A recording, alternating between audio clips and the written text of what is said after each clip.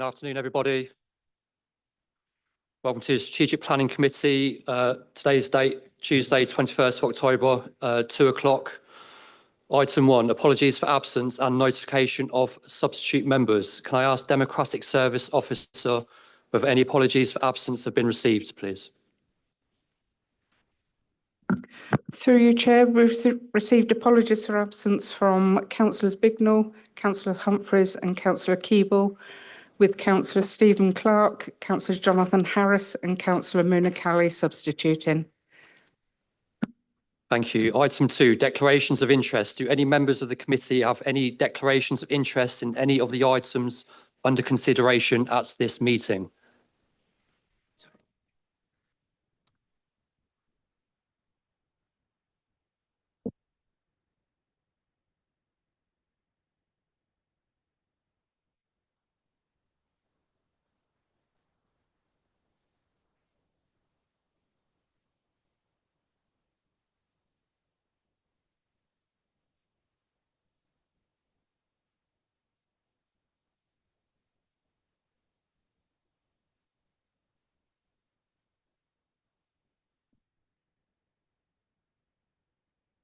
Item 3, minutes. The minutes of the meeting held on 23rd of September 2025 are now in draft form, out with officers for their comments. They will be brought to the next meeting for approval. Item 4, Chair's announcements. Firstly, a gentle reminder, we have mandatory planning committee training for members and substitutes to take place on 3rd of November 25 between 1500 to 2100 hours in 1 Angel Square, room GA01. If you need any further information on this, please ask Diana. On to our usual announcements. Members of the public are permitted to film, broadcast and report on the meeting, subject to the efficient running of the meeting not being affected. Only those people who have registered in line with the committee's speaking procedure may address the committee. Members of the public are requested not to call out during the committee's discussions on any item. Anybody who repeatedly disrupts the meeting may be asked to leave. All speakers will have 5 minutes in which to make their statement and are asked to remain seated after they have addressed the committee to answer any questions the committee may have. This meeting is being webcast on the Council's corporate YouTube channel. Therefore, when speaking, please speak clearly and concisely into your microphone at all times. There are no planned fire drills, so if the alarm does sound, evacuation instructions will be given by Democratic Services. Please ensure any devices are switched off or onto silent mode. And for the benefit of the public watching remotely, I will now introduce the committee, starting at my furthest right. Good afternoon, Chair. My name's Sian Webb. I'm the Principal Planning and Highways Lawyer. Thank you. Diana Davis, Democratic Services Officer. Scott Packer, Chair. Simon Ellis, Head of Development Management. Nikki Scaife, Major Projects Team Leader. Daniel Callis, Major Projects Officer. Hayley Usher, Development Management for Highways. And Steve Bibb, I'm an Associate Transport Planner for Bell Frishman, supporting West Northamptonshire Highways. Councillor Kelly, please. Councillor Kelly, substituting for Councillor Keeble. Good afternoon, Councillor Harris. I'm substituting for Councillor Rosie Humphreys. Councillor David Smith. Councillor Bob Purser. Councillor Charles Manners. Councillor Stephen Clark, substituting for Councillor Bignell. Councillor Anthony Locke. Councillor Trevor Hughes. Councillor David Gaskell. Councillor Richard Pipes. Thank you, everyone. Moving on to item 5, application number S/2020/2337/MAO. Podium Business Park, Shackspan Farm, A43 Oxford Road, Silverstone, NN12 8TB. The proposal is for outline application with all matters reserved except access for proposed use employment sites, comprising of use Class E, offices, R&D and industrial processes, Class B2, general industrial, and B8, storage and distribution, to include complementary uses and associated works. I'll now hand over to the case officer, Daniel Callis, to begin the presentation.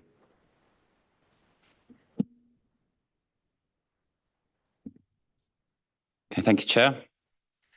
Item 5 is an application for outline planning permission for major development on land at Shacksbarn Farm, which lies approximately 1.4 kilometres north east of Silverstone and 1.2 kilometres north of Whittlebury. The site generally comprises 3 agricultural fields that were allocated for employment development under policy AL4 of the South Northamptonshire Part 2 local plan. And that's these 3 fields here. The application also includes a satellite parcel of land a short distance to the southwest, which would contain some of the surface water drainage infrastructure, but no built development. I'll just take you through some photographs of the sites. This is the site access as existing. This is a roundabout on the A413 at the junction with the A43. And the site access is the arm you can see on the opposite side of the roundabout. And this is a closer up view of that, looking at the existing access into the site. You can see that how the road on the left-hand side has previously been narrowed. This actually comprises part of the original A43 before it was dualled, and part of the proposal would be to re-widen that back out to a full 2-lane road.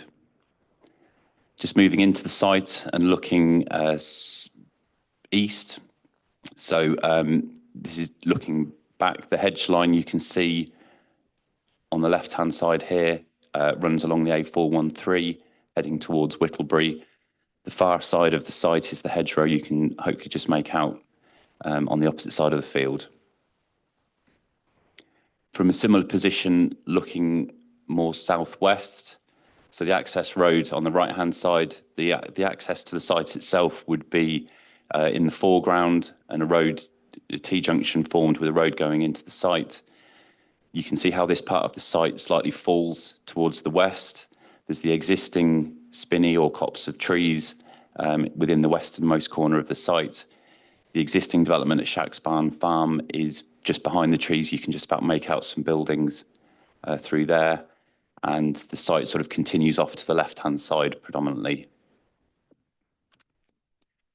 Moving back into the site, this is in the like the western boundary of the site, and this is where the site abuts the existing solar farm, which is on the land immediately adjacent.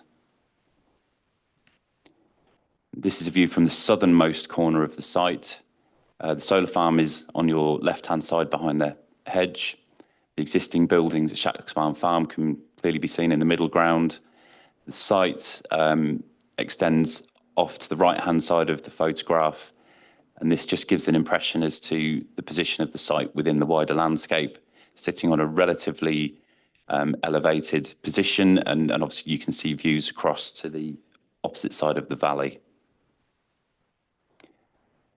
This is a view from the eastern boundary, so this is looking across towards the northeastern parcel of the site, which is behind the hedge, and then the northeastern boundary of the site itself is the more mature hedgerow and line of trees along the A413. And then this is another view of that northernmost field. You can see how this part of the site's relatively flat, and obviously the vegetation along the roadside beyond. And I think this is the final photo. So this is a view from the A413, the site access roundabout. You can just make out in the distance on the right-hand side, the site boundary. All of this existing vegetation would be retained. The position of the proposed pedestrian and cycle access would be from somewhere approximately in the foreground here, out onto the road, and then a 3-way pavement essentially along the road to a controlled Toucan crossing. just before the roundabout, and that would continue round to the right-hand side. I'll come on to a plan for that shortly.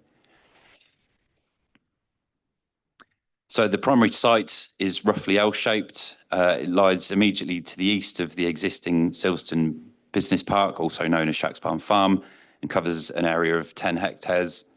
And as I pointed out, there's a small existing spinney in this parcel here around this pond.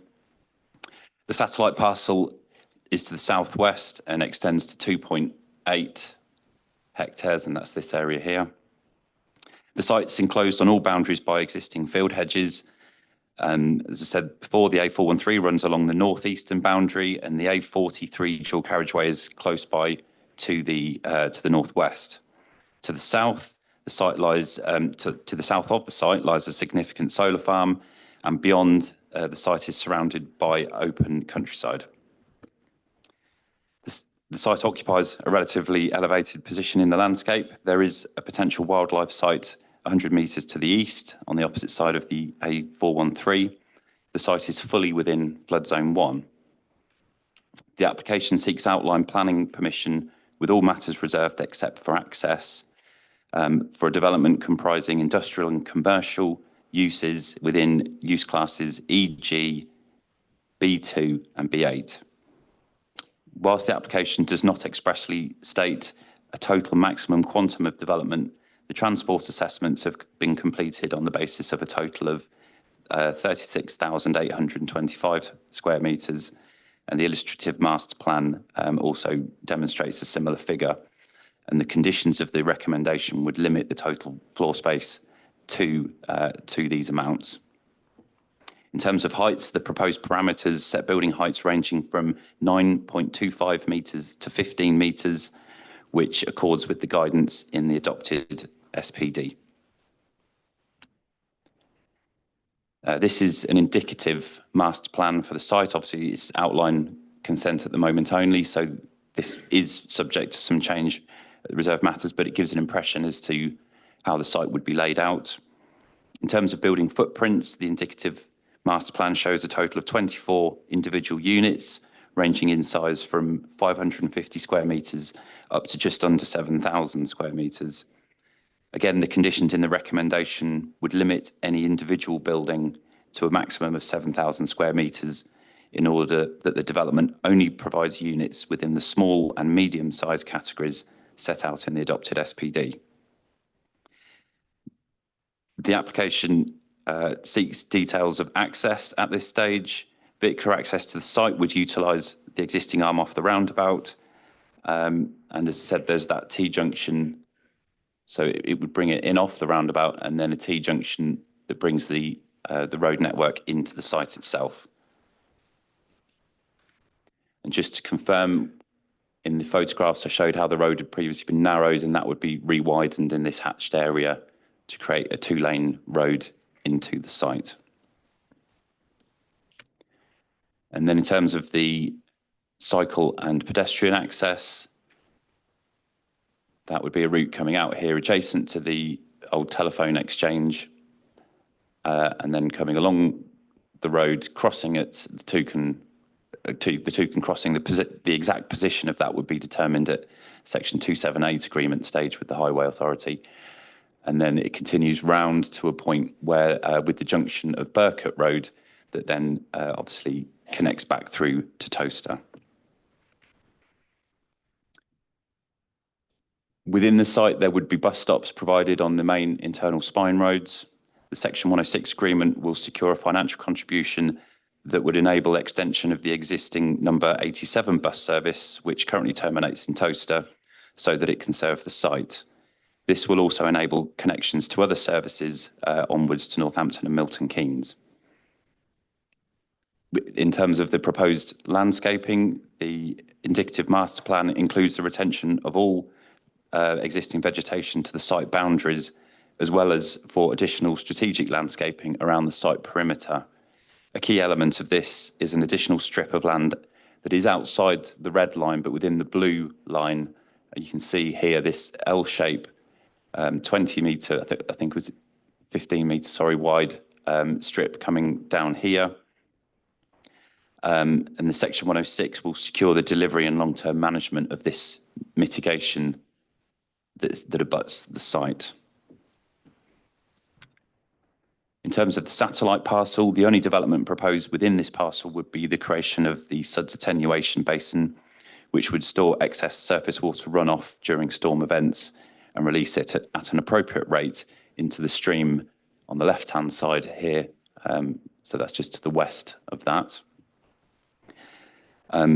Works within this parcel would be limited to earth reprofiling and drainage infrastructure, but would also allow the opportunity for biodiversity enhancements. This plan is an indicative illustration of the cut and fill that would be required in order to deliver the indicative master plan that's been provided. The areas to be elevated are in green, and the areas that would be cut or reduced in height are in yellow and brown. The maximum extent of fill indicated is around 3.5 metres within some very localised spots. The maximum cut of around 2.5 metres in the darkest of brown areas. The majority of the site, however, would change by less than 2 metres either way. Details of levels are to be controlled via condition. With regard to landscape and visual impacts, it is inevitable that the development of the site will result in some local adverse impact on the character of the site itself and the immediate landscape in which it sits. Provided that the development is set within a well-designed landscape context with substantial planting to the site's perimeter, officers consider that proposals would be unlikely to cause effects beyond the site boundaries to an extent that would justify refusing planning consent. In this instance, the scale and height parameters comply with the adopted SPD, which states that appropriate scale of buildings on AL4 is likely to be small to medium with a height of approximately 10 to 15 metres.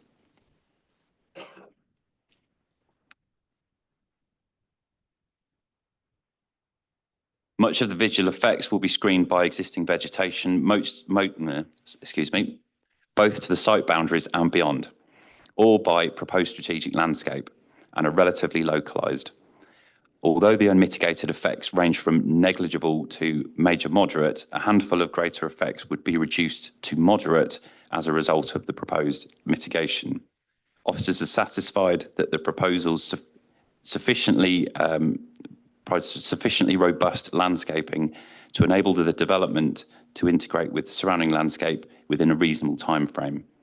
Overall, there would be neither detriment to the character of the local landscape beyond the site itself, nor any significant harm in the wider landscape or from public rights of way.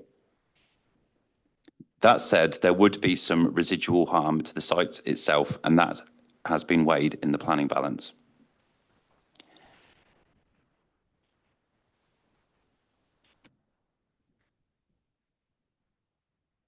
Much of the time taken to bring this application before committee has been the result of detailed discussions between the applicant and the highway authorities.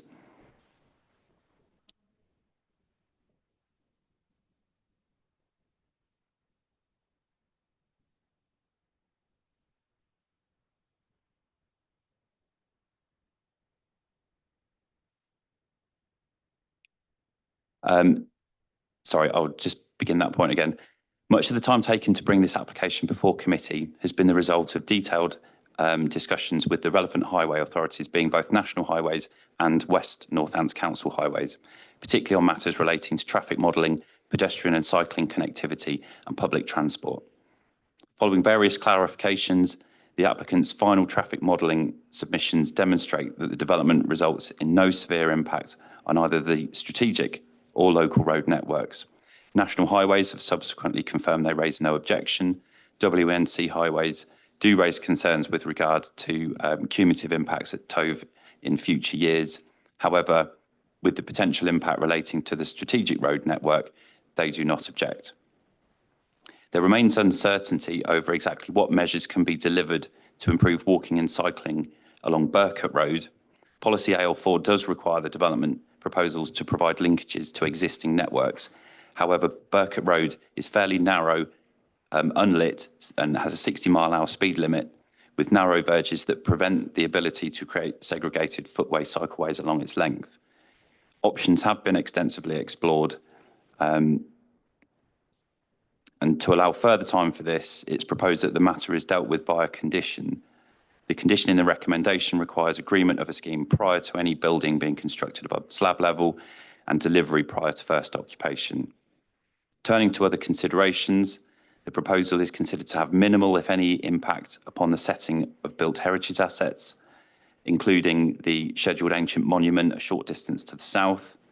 At the request of the council's archaeology team, the applicant undertook geophysical study works during the application, and the findings were submitted. And archaeology have subsequently confirmed that the survey does not indicate the presence of significant archaeological remains, and the matter can be dealt with via condition. With regard to ecology and biodiversity, the majority of the site comprises arable land or pasture, which are common locally and have low species diversity. The vast majority of existing trees and hedges are to be retained and will be supplemented with additional planting. There's no statutory requirement for biodiversity net gain given the age of the application, although the proposal does result in some biodiversity loss, but mitigations would ensure no loss overall. Protected species are not considered to be significantly impacted, and conditions will ensure sensitive lighting and other provisions for biodiversity.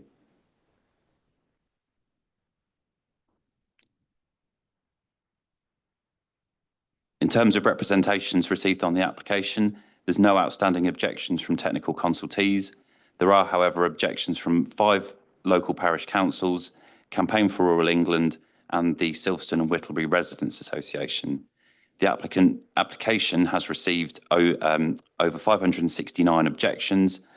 The most common objections relate to highway traffic impacts and landscape and visual effects, as well as other matters. A full list of objections is set out in the officer report. There have also been 2 letters in support of the application. With regard to updates, members' attention is drawn to the written updates, which includes objections from Slapton Parish Meeting and Campaign for Rural England. In addition, a further objection has been received from Whittlebury Parish Council, raising the following concerns. This was submitted subsequent to the written update. So those concerns are unacceptable highways, environmental and economic impacts on Whittlebury and the wider rural area. The transport assessment addendum continues to underestimate the likely traffic generation and fails to recognise the constraints on the local road network. The A413 through Whittlebury is unsuitable for increased heavy goods vehicle flows. 24-hour operation of the development would significantly worsen noise and disturbance during nighttime hours. Cumulative highway impacts, combined with the other large employment sites around Towcester, would erode road safety, increase congestion, degrade the quality of life for residents in the parish. The proposed large-scale B8 warehousing and distribution-led layout is wholly inconsistent with the local plan, allocation and policy AL4. Oversized units are incompatible with the rural setting and will create an HGV-dominated site with limited skilled employment opportunities, attract a workforce commuting from outside the area, increasing car dependency, deliver minimal local economic benefits while imposing substantial transport and environmental costs. And finally, the development would cause significant visual and environmental harm to the rural gateway to Towcester. As a separate update, officers propose an additional condition be added to the recommendation, including the requirement for the submission and approval of a detailed site-wide levels strategy prior to commencement. This is to ensure that earthworks are balanced and retain material on site and avoid the need to remove any significant volumes of earth via the local road network. Finally, a consultation response is awaited from Historic England. As a result, the recommendation is amended to include delegated authority to officers to only issue planning permission upon receipt of confirmation of no objection from Historic England.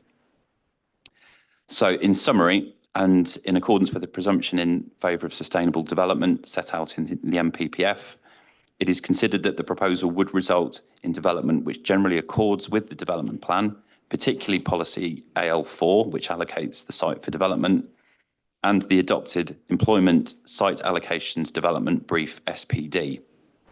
Where harms are identified, these would be mitigated as far as practically possible, and any residual harm is, within officers' view, outweighed by the significant benefits of the proposal and the delivery of a site allocated for major employment development. To conclude, it's recommended that the committee approves the application subject to the conditions outlined in the report, with that one additional condition just mentioned, with delegated authority to officers to amend those conditions as necessary, and also subject to receipt of no objection from Historic England and the completion of a Section 106 agreement covering the heads of terms in the report. Thank you, Chairman. Thank you, Dan. Any questions from the committee, please? No? Okay, so we move on to Councillor Manners. Thank you, Chair. Dan, given we've had 5 years on this, why haven't Historic England been asked or submitted a report? Historic England have been consulted. It was something that was overlooked in the original application, but the consultation has been sent to them now, and we are awaiting their comment. Shouldn't we have waited for this meeting for that report to have come through? I think in the context of the fact that our own heritage team and our archaeology officers have assessed the application and concluded that the impact upon the relative heritage assets, particularly the scheduled ancient monument, which is 600 metres to the south of the site, they've already assessed that and concluded that the impact on that on its setting was negligible. In that context, it's not anticipated that Historic England are going to come to a different or materially different perspective on that. And the other thing which is mentioned in Policy L4 is impact on Eastern Neston, but that is on the opposite side of Toaster and over 2 miles from the site. So it's not anticipated that they would have any negative comment on that either. Okay, thank you for that. And do you have any visual impact assessment pictures to show us?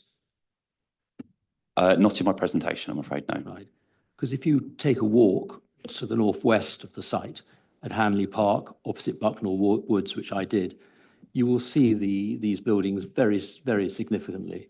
And I just wonder why that hasn't been taken into account, the view, particularly from the north and the southwest and the northwest. So obviously that view has been taken into account in the landscape and visual impact assessment. We did seek independent assessment of that through a specialist who provided some comments on those. I mean, I do very much take the point, and when we did the committee site visit, it was pointed out to members the intervisibility with the high ground on the opposite side of the valley to the northwest. I think that it's an inevitability of developing the site that it will be seen, regardless of the height of development, when you're on the opposite side of the valley and you can see the existing buildings, the existing solar farm, and to a certain extent, even the site itself. Any development of the site is going to result in some inevitable. You really don't see the solar farm to any great extent, and the buildings are very much set down. And the solar farm, given that we've just last month or 2 weeks ago, we gave planning permission for 3,000 acres. I mean, that is a significant solar farm. This I wouldn't consider to be significant. No, I mean, this solar farm is relatively old. It was one of the first in South Northants, and in terms of the scale of solar farms we have now, it's not on a significant scale. Councillor Gaskell. Thank you, Chair. So I've read ahead a little bit onto this. May I just begin by stating that any notes formulated sentences that I may refer to have been made throughout today's meeting, and I'm attending here with an open mind. Okay. On the document, 7.25 states that the peak hours for traffic flows are identified as the morning being 8 a.m. to 9 a.m. and the evening 5 to 6 p.m. on the traffic assessment, and it predicts a total of 107 additional weekday morning trips. The statement of one vehicle, it says 94, was it,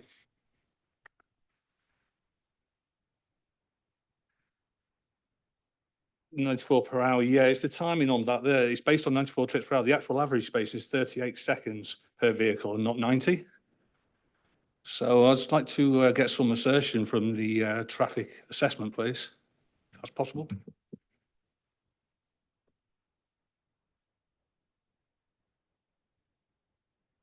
Just ask colleagues from Highways to answer that question, Chair, if that's okay.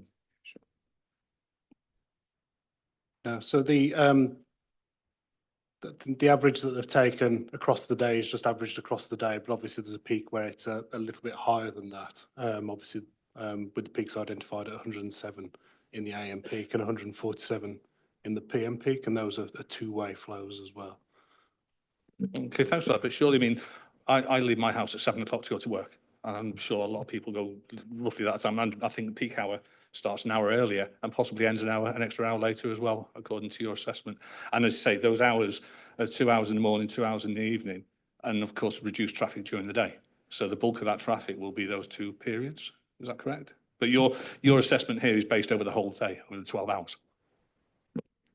Just to clarify, that's the consultant's, the applicant's assessment rather than West Northampton's own assessments. But when considering the peak hour, you will look at the highest of the peak hours. So it may be that there's still a fair amount of commuter traffic and general traffic on the network before 8 and after 9, but the peak period across that morning period would be the 8 to 9 period, and that's how that's been identified and considered as part of this application. And similarly in the PM peak. Okay, I think opinion differs there. Councillor Smith. The AL4, the satellite field, if you want to call it that, is that in the original AL4? Is that in AL4? Yes or no? No, it's not. It's outside the allocation. So it's in open countryside? Yeah, the existing site to a certain extent is in open countryside, but yes. But so it's not in AL4? It's not, no. Any other questions before we move on to public speaking? Councillor Harris. Yes, thanks. Can you tell me what consideration has been given to the recently adopted local transport plan for West Northants? You specifically talk about sustainability, and obviously the original policy AR4 talks very specifically about cycling and walking and access, and your report identifies that is yet to be resolved. So first question is, what weight has that been given? Because it puts in hierarchy terms, active travel is number 2, and number 6, which is the lowest in hierarchy terms of the local transport plan, is freight vehicles, which obviously this potentially would be. So just want to understand whether that was looked at, involved in your decision making in the plan, because clearly that's a major issue that still remains unresolved. Thank you, Chair. Obviously, from an officer's perspective, the assessment's been made on the basis of comments received from the highway authorities, and on the basis of the policy itself, particularly policy AL4, and I don't know to what extent that document was factored into highways comments. I'm assuming it does. I'll pass over to them. No, the current policy has been considered as part of the application, and the walking and cycling measures that have been proposed align with the local cycling and walking infrastructure improvement plan as well, which sits as part of that transport strategy.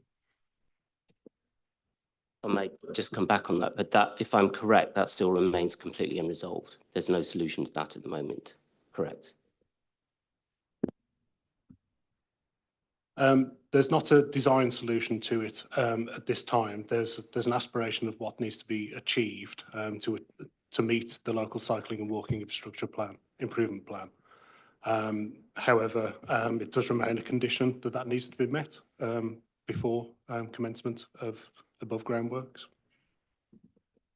Okay, thanks for that. So again, I understand it's conditioned, but again, back to some of my colleagues' comments, it's a shame we don't have that at this stage of application because it is written very clearly as part of the AR4 policy, let alone any other policies that exist.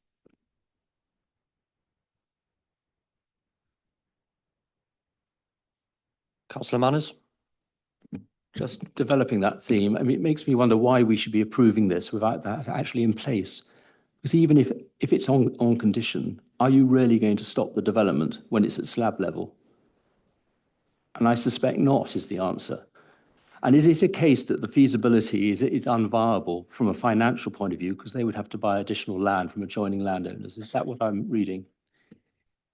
Thank you, Chair. So on the second point, some of the issues that we've encountered in trying to come up with a design scheme at this stage is the physical constraint of Burkett Road. And obviously the requirement would be to deliver any scheme within the highway land that's available to the applicant. You can't have a scheme that relies on the acquisition of third-party land that might not be available. So trying to find a solution which sort of delivers what it needs to within the physical constraints and given some of the limitations available has been challenging. There's been protracted discussions with the applicant. Both sides have sought to work very cooperatively and find a solution. I think, as my colleague says, there is there's a clear aspiration identified as to what the scheme should look like. I think there's possibly some further work to be done to establish whether that is deliverable physically. I don't think it's a matter of cost necessarily. I think it's more a practical issue in terms of whether that is deliverable or not. But what the condition requires is to explore that to essentially its fullest degree, and if that's proven to be impractical, then to explore other options so that the best possible solution is delivered ultimately. But again, you've had 5 years to do it, and I can't see you're going to solve it. What gives me confidence you're going to solve this to meet the policy requirements? Well, that's why the condition is there, such that it does require that agreement to be in place and the scheme to be identified before any development commences above slab level. So obviously slab level is chosen as basically the point at which material starts going into the ground after earthworks, and it would be a very clear point at which the council is able to enforce and cease development if that agreement isn't in place, or there isn't a reason, there isn't an agreed timescale to get that in place.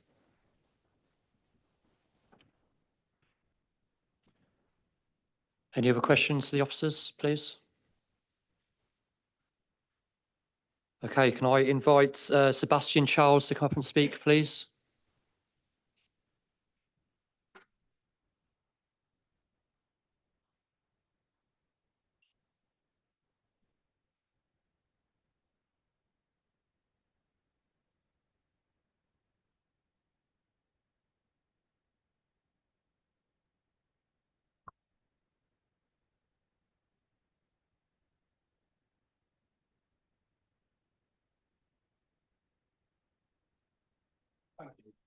Sorry, just need to turn it on again. Is it not working? We try the other one. There you go.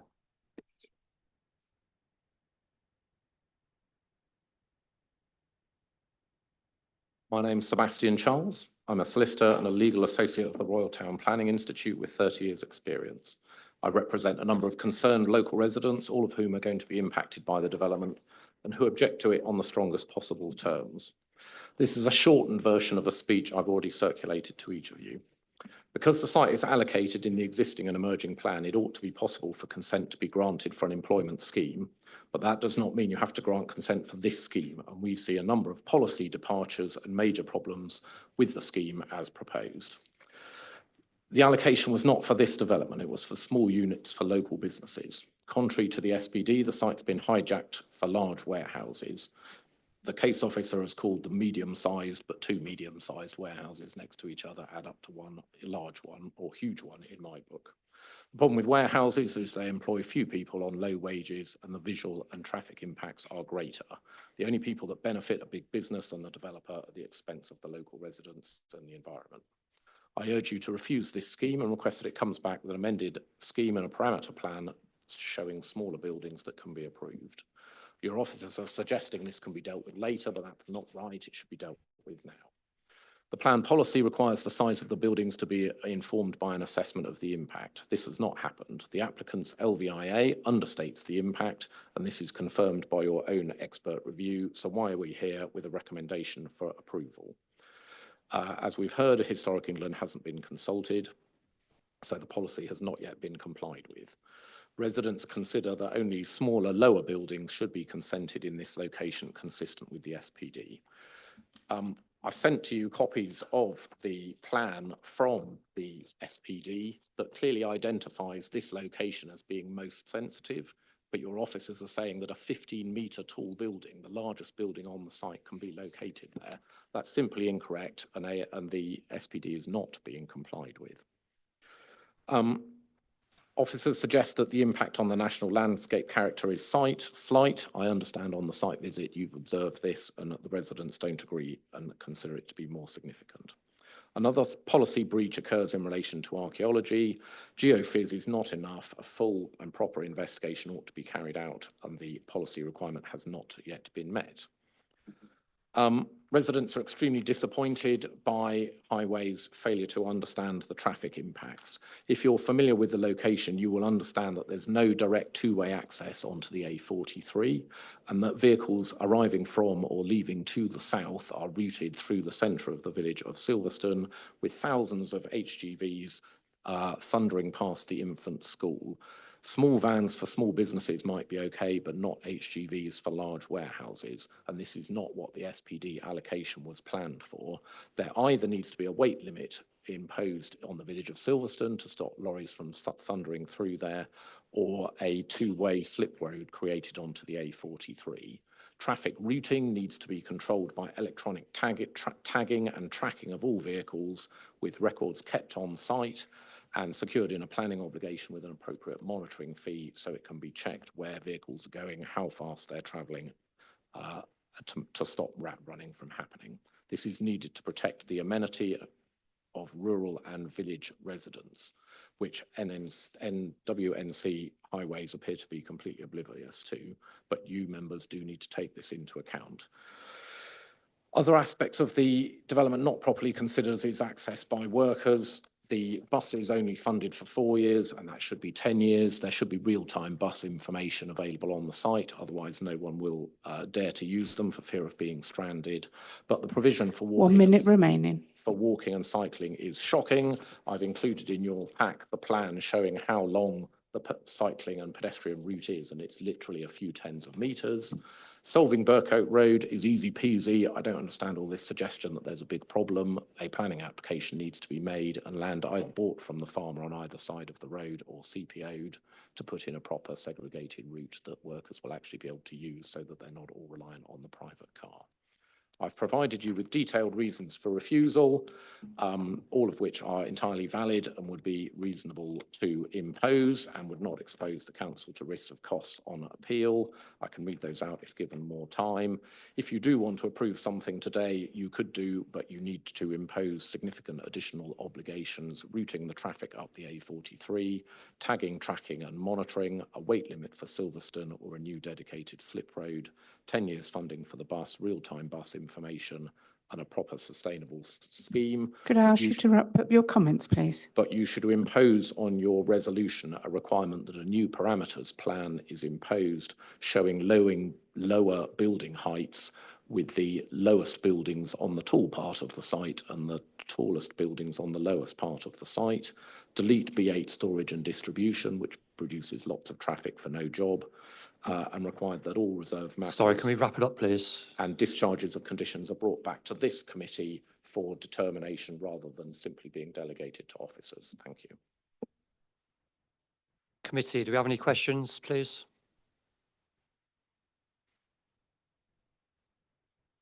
No, thank you, Sebastian.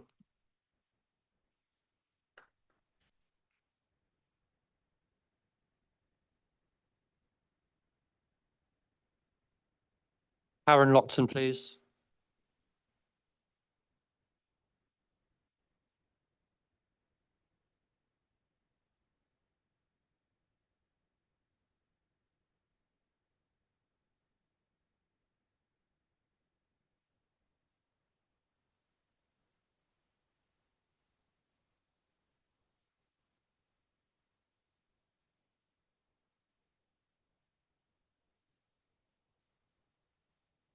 Sorry, before you start, there is no using of material during your representations, please. Nothing should be put before the committee that hasn't first been seen by the planning officer.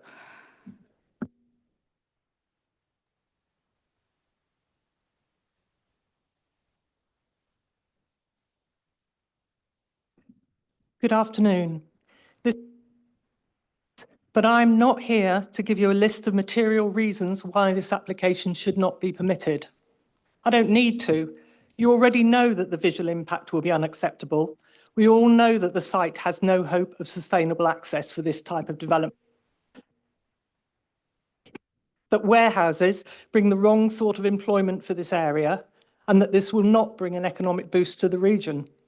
You know that there are lots of much better places for warehousing to go, ones that do have proper two-way access onto the SRN and don't involve routing HGVs through villages and past schools, in this case with no upfront village road safety analyses.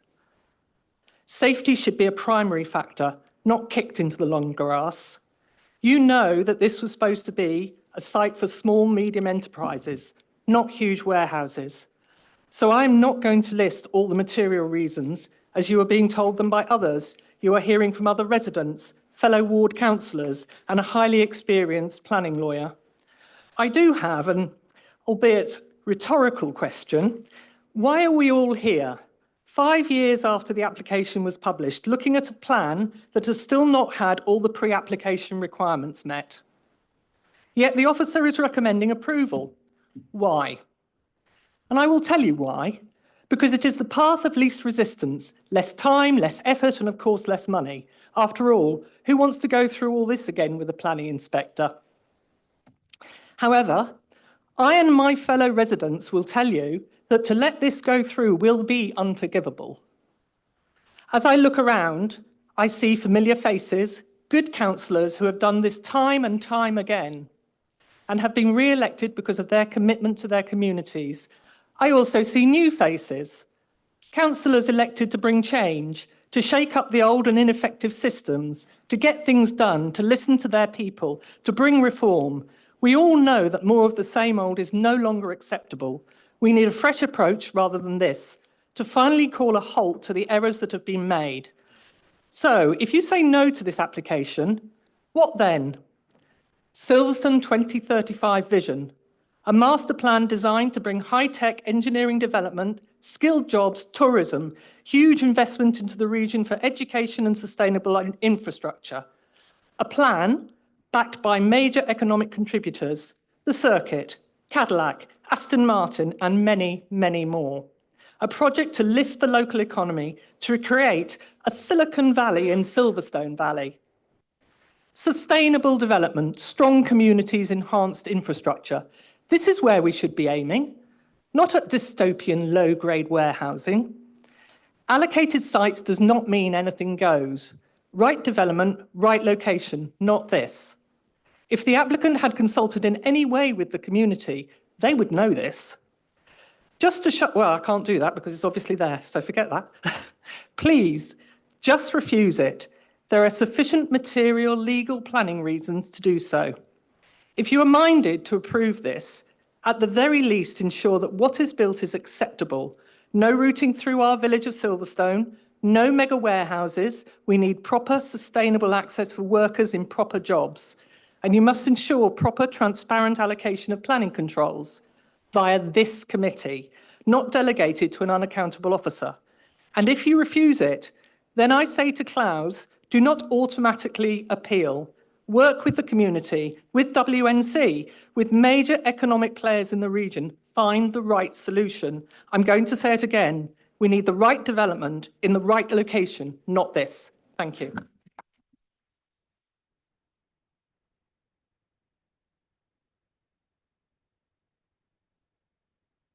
Does the committee have any questions?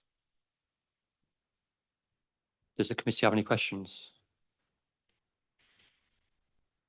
That's all right. I don't. Anyone? Okay, that's fine. Thank you. Can I have Mark Shettle, please, representing Whittlebury Parish Council? Thank you.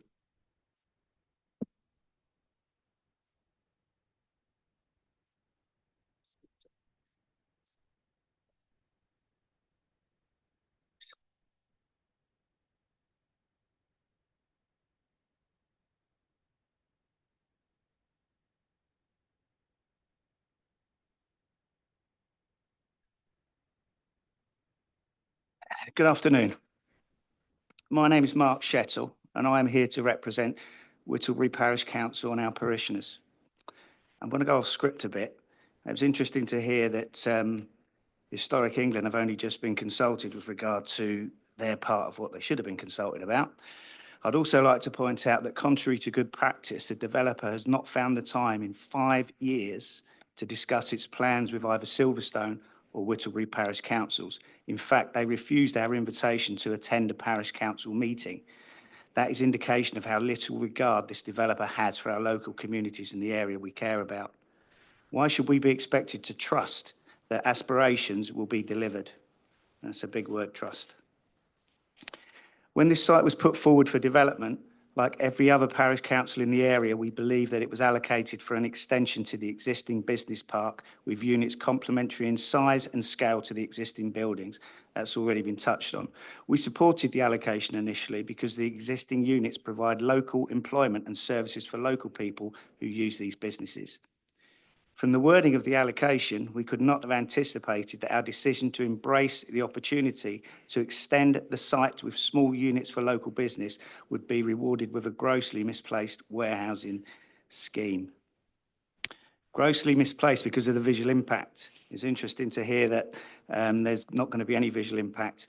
We live up in Whittlebury. We are raised above Silverstone. I can assure you we will see everything. It's interesting to see where you were standing when you did that one. And they will be seen from Lordsfield Farm and the nationally protected historic monument that is on that land. They will tower over the existing former farm buildings, and we know that they will be visible on the horizon for miles and along all public footpaths in the area, affecting thousands of people. In fact, there is a single small 11-metre high wind turbine at Porters Wood Farm near the site, and this can be seen from 11 local villages. And at almost twice the height of the units just built at the Tove roundabout, what on earth would make anyone think that such a development should be located in a rural area? It's also worth pointing out something that Councillor Manners pointed out earlier, that any suggestion that a 15-metre high warehousing is in any way permissible because of the nearby existence of solar panels with a 25-year lifespan is insulting to everyone's intelligence. The two are not remotely comparable. There is also no direct access to or from the A43. Again, it's been pointed out. If permitted, this will mean HGVs thundering through local villages and along rural roads. And I'm not sure if any of you have seen the state of our roads at the moment, but I'd be interested to know if the WNC has factored in extra money for repairing these roads, because it will be a lot more regular than it is at the moment. We know about the rat runs. They're worse than they ever were because everybody's now got these super duper sat navs and it tells them to go down the rural roads rather than queue and wait and to go down the diverted routes. Modelling and estimates are one thing, but reality is totally different. I work locally as a painter and decorator. I work around all these villages. I drive down all these roads, and the roads are getting steadily worse, and it's mainly because HGVs are coming down these roads. We've gone from potholes increasing yearly to we've got roads sinking now on either side, and this is purely because of the traffic going down them and mainly HGVs. And the numbers are also important. We're about to be subjected to the worst possible speculative and unrestrained, said that correctly, apologies, 24 unrestrained development at this location without any response to our persistent question on the anticipated traffic numbers. As I said, 5 years, wow. Or the total number of HGVs expected to access the site in an operational day a week. Will HGVs rumble through our villages day and night, weekends included? Will the site light up the sky? Of course it will. Why is there a proposal that 5% of the site traffic will use Cow Pastures Lane, which is a local rural road and already in desperate need of repair due to overuse of HGVs? We urge you to reject this application. Instead, please invite the developer to engage with the Silverstone 2035 vision and come forward with plans that will support our local SME economy, provide genuine jobs for local people, bring sustainable development, good infrastructure, and protect the landscape in one of the most visually attractive and historic areas in the county. Thank you.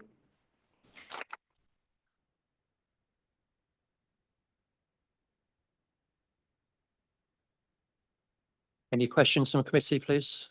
Councillor Pipes. Let's go back to the beginning. Originally, I assume this is 5 years ago, you were happy with the height of the buildings. What height were you told they were going to be back then? I think that we were told they were going to be, let me just check my notes.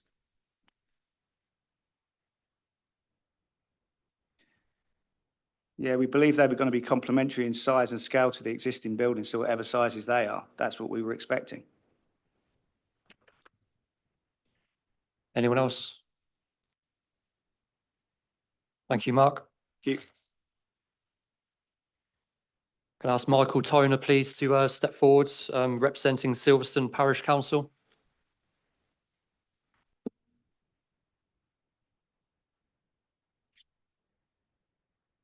Good afternoon, everyone. Chair, members of the committee. My name is Michael Toner, and I'm speaking today on behalf of many residents of Silverstone who are deeply concerned about the proposed development at the Shacks Barn Farm site known as AL4. I'll focus on three main issues that matter most to our community. One, heavy goods vehicle traffic through our villages. Two, the visual impact of the new buildings. And three, the lack of sustainable access and real local benefit. Firstly, the HGV traffic. For years, traffic through Silverstone was a serious issue until the opening of the Silverstone bypass in 2002 finally brought relief and restored safety and quality of life for residents. Granting this application would reverse that progress overnight. As the committee will know, there are no southbound slip roads to or from the A43 at Shacks Barn. The applicant's own figures show that around 65% of all site traffic would go through Silverstone.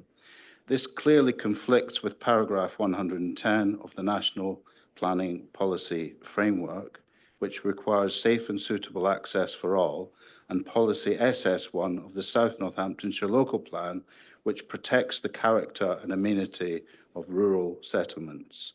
It also undermines the NPPF's emphasis on minimizing pollution and noise, especially around sensitive locations like schools. No health impact assessment appears to have been carried out for the effect of diesel fumes, noise and vibration on residents or on Silverstone's primary school.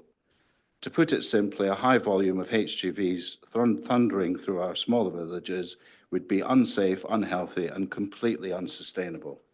Second issue is visual impact. The local plan describes the site as suitable for small and medium-sized business units, but what's proposed are large industrial warehouses with roof heights around 15 metres on land that is already 10 metres higher than the existing business park. That makes the new buildings approximately 21 metres higher than what's there now, towering over the landscape. The NPPF paragraph 130 says development should be visually attractive and sympathetic to local character. Policy ENV1 of the local plan also requires development to respect the landscape and avoid intrusion on elevated land. Independent landscape architect Max Askew reviewed the applicant's landscape visual impact assessment and concluded that it goes against the guidance for the Tove catchment landscape character area, which advises that large-scale development on higher ground should be resisted. The proposal just doesn't blend in, it dominates. The current business park sits quietly in a hollow. These new buildings would sit high above it, visible from the A43 slip road and for miles around. That is not slight to moderate impact. It is significant and permanent. Finally, the question of sustainability and who really benefits. The local plan says employment sites like this should, in quotes, meet local demand and strengthen the rural economy. But how can local people benefit if they can't get there without a car? The fact is that there are no safe walking or cycling routes from the site to Silverstone, Towcester, Whittlebury or Buckingham. The proposed short-term extension to a bus service for 4 years is a tokenistic gesture and not long-term transport solution. This directly contradicts NPPF paragraphs 105 to 112, which say development should prioritise walking, cycling and public transport and reduce reliance on private vehicles. Without genuine sustainable access, these jobs will not go to local residents, they'll go to commuters driving in from elsewhere. That is not the sustainable growth envisioned by the local plan or the joint care strategy. To conclude, the traffic impacts are unsafe, unsustainable, and contrary to both local and national policy. The visual impacts are major and would permanently harm the landscape character of our area. The lack of sustainable access means that this proposal cannot reasonably be called sustainable development. The NPPF is clear: where harm to people and the environment significantly outweighs the benefits, planning permission should be refused. I urge you to protect our villages, our countryside and our community by refusing this application. Thank you.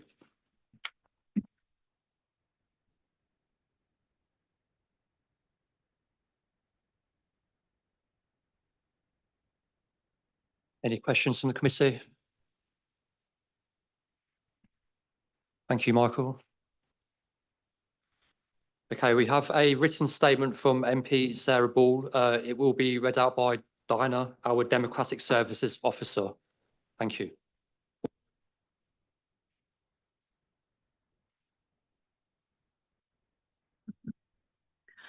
I'm writing on behalf of residents from Silverstone, Whittlebury and the surrounding villages to raise concerns in relation to the planning application going before the strategic planning meeting. To put this in context, local residents do recognise that AL4 is an allocated site within the local plan and that there will be some development in future. However, this was also on the understanding that the site was allocated for units on a similar scale to the existing farm buildings and for smaller businesses providing local employment. They suggest that the site could be better suited to smaller, high-skill or technology-based enterprises that align with the area's workforce profile rather than large-scale warehousing, which may rely on automation or imported labour. I'm writing to highlight three main areas of their concern. Though from the existing before you and other submissions, you will appreciate that this list is not exhaustive. 1, traffic. 2, the visual impact, oblique history. And 3, concerns on the sustainable access. Traffic. As per the local plan, the access to the site is to be based on the existing access only, which means that access has to be off the A413 Burcott Road roundabout. As councillors will appreciate, there is no direct access to the A43 southbound around this point of the network, which means that around 65% of the traffic is expected to use the A413 through Silverstone Village in order to find a quick route to the A43. This means that traffic would travel directly in front of the infant school, where, due to inadequate parking provision, children and parents already run the gauntlet of speeding traffic on a daily basis. We can all recognise that it is highly dangerous to mix high volumes of HGVs with pedestrians and children. Not only may this impact Silverstone Village, but as Whittlebury Parish Council have raised, the proposed development is also highly likely to result in HGV traffic using unsuitable local roads, including the A413 through Whittlebury Village and Cowpastures Lane. It is understood by residents that the highway modelling does not include the A413 through Whittlebury. Councillors must consider the relationship between the existing traffic levels, large events like Silverstone Grand Prix, which brings thousands of extra journeys to this area, and the impact of development proposals. There is already an undeniable background growth of traffic across the area, and National Highways has acknowledged to me that congestion in and around Towcester will worsen in the years to come. Given there is very little unemployment in the area and the skill levels of the existing workforce are high, it is likely that the warehouse employment would need to be satisfied by in-commuting. Bus connectivity therefore becomes an essential tool in the operation of this site, but as noted, there is no public transport here currently for operational reasons. The Section 106 financial contribution is only available for 4 years to extend the existing number 87 bus route. What if this has become self-sustaining, viable in its own right by the end of year 4? What happens then? Residents are concerned by the visual impacts of the warehouse buildings, and particularly given this lies on the Yardley-Whittlebury Ridge. They have concerns that the ridge height of the two largest proposed warehouses will stand, even with the cut and fill, at least 22 metres higher in the landscape than existing buildings. The buildings will be visible for miles around, will not entirely be screened by vegetation, and will increase light pollution. Sustainable access routes. As is noted in the officer's reports, 7.39 policy AL4 requires provision of new footpaths and cycleways that link to existing networks. AL4 3B and the enhancement of pedestrian cycling and walking links between the site and Towcester town, AL4 3C. Option are referred to at 7.4 to 7.44, but as you will note at 7.45, the officer's report says, officers are doubtful whether it is possible for the applicant to be able to deliver any of the local highway authorities' preferred options. This has led to something of an impasse.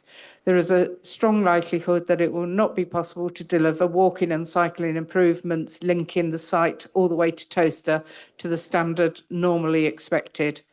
Matters of this nature should not be left to the condition post-consent. This needs to be dealt with from the outset. Based on the above, I would ask on behalf of residents of Whittlebury, Silverstone and surrounding villages that the committee gives full and careful consideration to the concerns set out as part of its deliberations on application S/2020/2337/MAO. Thank you, Diana. Can I ask Councillor Ian McCord to step up, please? Substitute for Councillor Charles Manners. Thank you.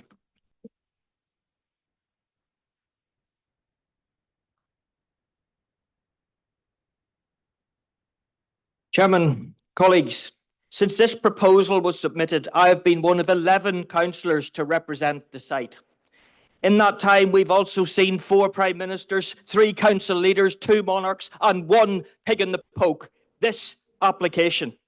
It is as problematic and non-compliant today as it was 1770 days ago when it was submitted. The problems raised by this application are not solved and likely unsolvable, as the report states at para 744 and 45. It says the officers are doubtful that traffic changes can ever be delivered, and it isn't possible to deliver the improvement policy demands. Do not ignore it as the officers recommend. Refuse it. Do not put faith in the conditions, as we know this council's record on enforcement is woeful. Conditions can be easily ignored, removed and appealed. Para 711 contradicts AL41, requiring the master plan to be made prior to the submission of a planning application, not alongside it. The development must deal with its own runoff water. It can't, so proposes to use more land than allocated. The council allocated 10 hectares. This application proposes an additional 2.8 hectares. This almost 30% increase is not in the allocation and not policy. Refuse it. These buildings are too tall, and I doubt conformance to the SPD. The landscape and heritage impacts are severe. It is spurious to argue that the presence of a nearby solar farms changed the character of the area to make it more industrial. Chairman, these solar farms have a 3-metre height limit from a 25-year permission granted in 2012. In just over a decade, they must revert back to green fields. You can't use a temporary permission to justify a permanent one. Refuse it. The policy calls for public transport contribution. With some creative reinterpretation, they propose 4 years. Is this the life of the project? Just 48 months? We've taken longer to get to this point today. By paragraph 736, Chairman, reason is abandoned. All that's left is hope. Hope the buses will work out when the money runs out. But let's be clear, hope is not a plan. Hope is not a planning tool. Hope is not a strategy, unless you're buying a lottery ticket. Return to reason. Refuse it. And the traffic assessment is farcical. Up to 1,000 workers plus business traffic, yet only 107 peak hour movements. This fantasy assumes the use of cycleways and footpaths that can't be built. Assume anyone with an IQ above room temperature must logically assume higher numbers. When it comes to the traffic assessment, the only numbers I trust are the page numbers. And the use of cow pastures, absolutely not. This road needs a weight limit on it to force the use of the Toaster Relief Road. We spent millions bypassing Silverstone to now propose that 65% of the traffic is rerouted back through the village and past the school. It takes a special kind of genius to call that progress. If you approve this insane proposal, at least protect Silverstone and Whittlebury from 24-hour HGV traffic with stronger conditions on hours of working, limiting to 6 to 6 only. So how has such a shonky application made it to committee? Why do we ignore adopted policy, creatively reinterpret, rewrite, push, pull and press policy to justify this masterclass of nonsense? Because the planning department take the view that on an allocated site, something will be built.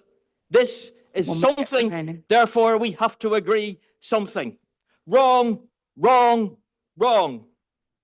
Chairman, if this application and this report are to be judged, let's send it to a literary festival for a creative writing award, not this planning committee for a permission. This proposal does not conform to our adopted policies. It breaches AL1, SS1, SS2, S10, C1, C4, C5 and the MPPF on sustainable travel. Chairman, colleagues, this proposal has no merit. It's flawed, non-compliant and indefensible.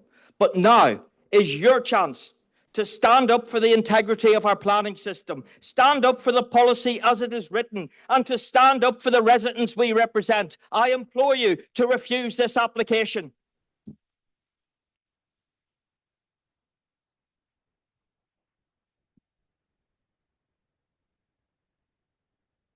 Thank you. Thank you, everyone. Thank you. Are there any questions from the committee, please? Any questions from the committee? No, thank you, Ian. Can I call Councillor Adrian Little, please?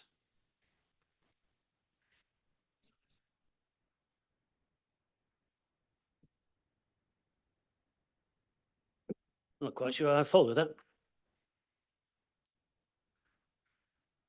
In 45 AD, the Romans built a protective wall around Towcester. In Saxon times, the son of Alfred the Great, he also built a protective wall around Towcester. In the 11th century, the Normans built a protective motte and bailey just outside there. What's the point of building all these protective buildings when Towcester can be destroyed by greedy developers and a poorly managed local plan? So far, the proposed developments of AL1, 2 and 3 will result in approximately 2.2 million square feet of development. If AL4 is approved, that's going to rise to 2.6 million square feet. So where are these jobs going to go to? They're unlikely to benefit the locals, so they're going to attract commuting workers. It's going to increase traffic pollution without delivering any meaningful local uplift. I don't know if anyone in this committee has actually read through the documents that have been submitted for this proposal. I mean, they are a work of fiction. I'd like to say it was a tick box exercise, but even by their own admission, most of those boxes have crosses in them. I don't have time to pick up all of the holes in the supporting documents, so I'll just focus on the transport. So we talk about the active travel options, and the first one is walking, they say that the preferred maximum walking distance is 2,000 metres. Well, even in their own response, they said the 2-kilometre ISO line does not quite extend as far as residential areas in the vicinity. There are also very few footpaths adjacent to highways surrounding the site, which would normally encourage travelling to site on foot. So you can't walk there. So let's look at cycling. Even by their own admission, they say there are currently no formal cycle lanes along the A413 and a lack of crossing facilities on the A43 trunk road, which may discourage journeys to and from the site.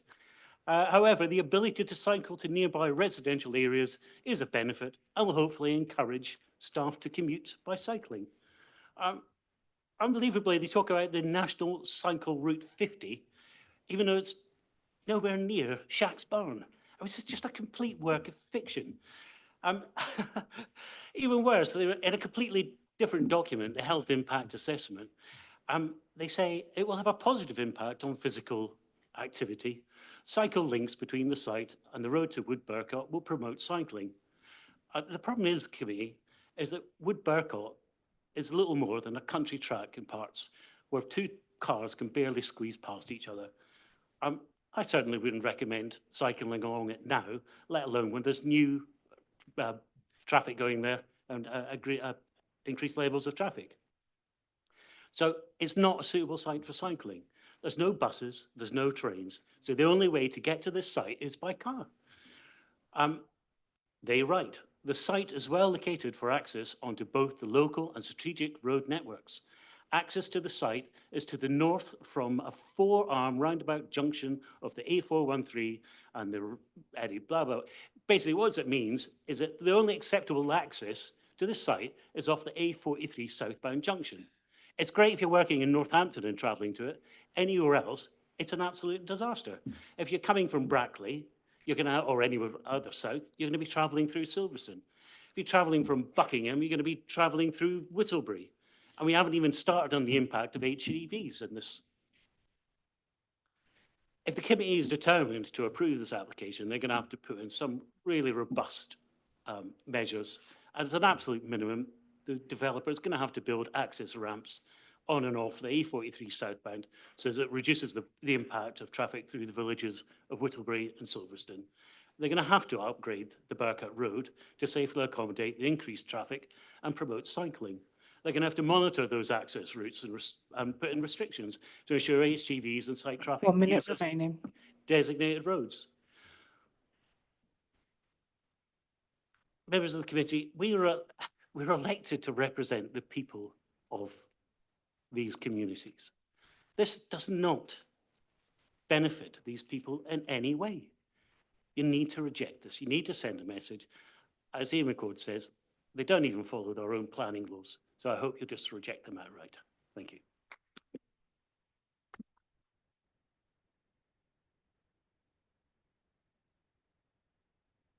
Any questions from committee, please? Thank you, Adrian. Can I ask Ross Middleton to step forward, please, agent?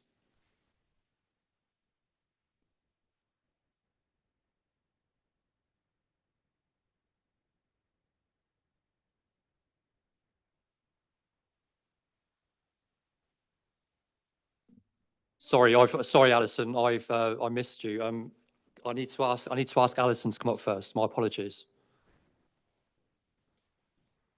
I didn't see you at the back there, Alison. Sorry.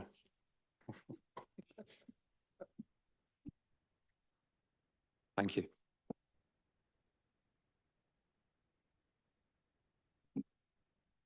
Thank you, Chairman. Following those last two addresses that you've just heard, perhaps it would be appropriate that I don't speak at all. But I have been asked to speak by the residents of rural South Ward, and therefore I am here. Be patient. Most of the stuff that you've heard and I'm going to speak about has already been addressed. Good afternoon. My name is Alison Eastwood and I serve alongside Councillor Manners and Councillor David Smith as the Unitary Councillor for Rural South Ward. During my first term of office, I sat on the West Northamptonshire Council Planning Committee. One of the applications we reviewed was the expansion of Shack's Barn, originally intended for small and medium-sized B1 and B2 units. However, the proposal unexpectedly included large B8 warehouse units, an addition that would significantly impact the landscape and the lives of residents in Silverstone, Whittlebury, and the surrounding villages. It is evident that the site was initially designed for smaller scale operation, similar to those currently in place, which operate during weekdays office hours. The infrastructure simply does not support the scale of development that is now being proposed. I visited the site independently and was kindly given a tour by the owner, which confirmed my concerns. This application has drawn widespread objection from unitary councillors, parish councillors, local campaign groups, and residents. 597 written objections have been received, and the reasons are clear. 1, traffic impact on the A43. The proposed development would lead to a substantial increase in traffic, particularly heavy goods vehicles, HEVs. 2, safety concerns near schools. Large trucks would pass directly in front of the primary school throughout the day, including peak drop-off and pickup times. Village disruption. Whittlebury and Silverstone would experience a surge in traffic, including HGVs disrupting daily life and damaging road surfaces. 4, impact of Silverstone circuit. Increased congestion would affect access to the track, a vital contributor to the local economy. The local road network is already under strain, with potholed and broken verges serving as evidence. Accommodating this development would require significant infrastructure upgrades, including a new roundabout at Whittlebury and additional slip roads on and off the A43. While the application promises high-quality employment opportunities, the reality is it's likely to be shift-based warehouse work. Given the high cost of housing in the area, workers would therefore need to be bussed in, exacerbating traffic congestion and placing pressure on an already gridlocked network. A minute remaining. The developer has submitted an application that is both unsuitable and inappropriate, exploiting vague policy language. The Sustainable Urban Drainage System, SUDS, lies outside the original site boundary, and the site itself has been expanded by 28%. And it's worth noting that 2.5 million square feet of storage space has already been approved across 4 other sites along the 43. Is there truly a need for additional storage on the Whittlewood Ridge, where 15-metre-high units would dominate the skyline? This proposal does not align with the spirit or the intention of the local plan. And as much as I respect the officer Dan Tallis, with whom I've worked for 4 to 5 years, I must disagree with his recommendation in this instance. I thank you.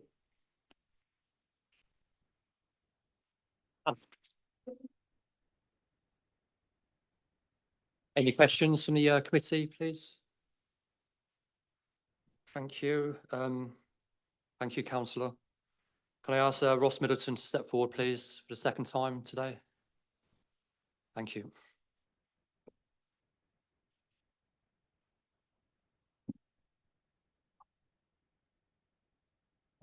Thank you, Chair. I'm Ross Middleton, CC Town Planning in Northampton, and speak on behalf of Clowes, who are the applicant in this case. In respect to Podium Business Park, which is obviously known locally as Shacksbarn Farm. First of all, I just want to say thanks to the case officer, not just for the comprehensive report that you have in front of you, but also their constructive engagement throughout this process, which has been fairly involved and, as many before me have alluded to, has been ongoing now for almost 5 years. This site itself forms part of the council's wider strategy for economic growth, which the council have planned for, tested and adopted through a collaborative approach with all stakeholders over the past decade. Our clients' engagement with the council began well in advance of this application back in 2015 during the preparation of the Part 2 local plan for South Northamptonshire. That early engagement ensures that this site can be delivered in a realistic manner which responds to market demands and the council's vision for sustainable economic growth. Policy AL4 identifies this land for mixed-use employment. The proposal fulfills that policy directly, providing a range of small to medium-sized units which can be flexibly delivered and offered on a freehold basis. That type of modern workspace, and notably the tenure, is something which is in critically short supply across West Northamptonshire. Therefore, what you are considering is the delivery of a site that the council itself has planned for, has tested and has allocated. A genuinely plan-led proposal that meets technical requirements and market demands. The planned approach allows for a range of unit sizes supporting both small enterprises and larger high-value occupiers. Excuse me. And the market evidence confirms exceptionally strong demand in this location, particularly from firms in the advanced manufacturing, motorsport and technology sectors, all associated with the Silverstone cluster. Once operational, the site is expected to support in excess of 500 full-time jobs, with many more created indirectly through the supply chain and impacts on local other businesses and services. This presents a multi-million-pound private sector investment into West Northamptonshire's economy, attracting high-value employers and retaining enterprise locally. The council's economic growth team expressly support the proposal, recognising that it delivers the objectives of the development plan, enhances resilience in the local economy, and strengthens Towcester's role in the Oxford to Cambridge arc. Access to the site, as we've discussed, will be from the A413 roundabout. Both National Highways and the Local Highways Authority are satisfied that the network can accommodate this development with no severe residual impact. All highways matters have been jointly reviewed and agreed by both highways authorities and their wider professional teams. The council have also had support from 3 independent transport consultants. Each of those has confirmed that the proposal is acceptable in highways terms. There are no highways objections to this development proposal. The proposal makes a significant financial commitment to improving public transport, alongside new pedestrian and cycle connections and on-site bus infrastructure, directly fulfilling the sustainability credentials written into Policy AL4. The development also follows a landscape-led approach, including a significant structural planting belt on its southern and eastern bounds, along with strengthening the western.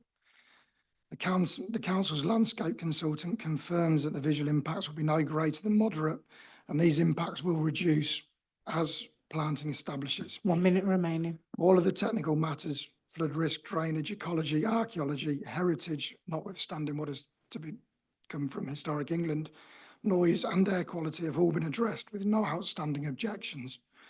To conclude, this proposal is fundamental to the future success of the West Northamptonshire economy. It will trigger significant private investment, generate a significant number of jobs, provide flexible modern floor space available on a freehold basis, generate business rate returns, and also fund skills training, public transport and biodiversity improvements. It directly delivers on the intent of policy AL4.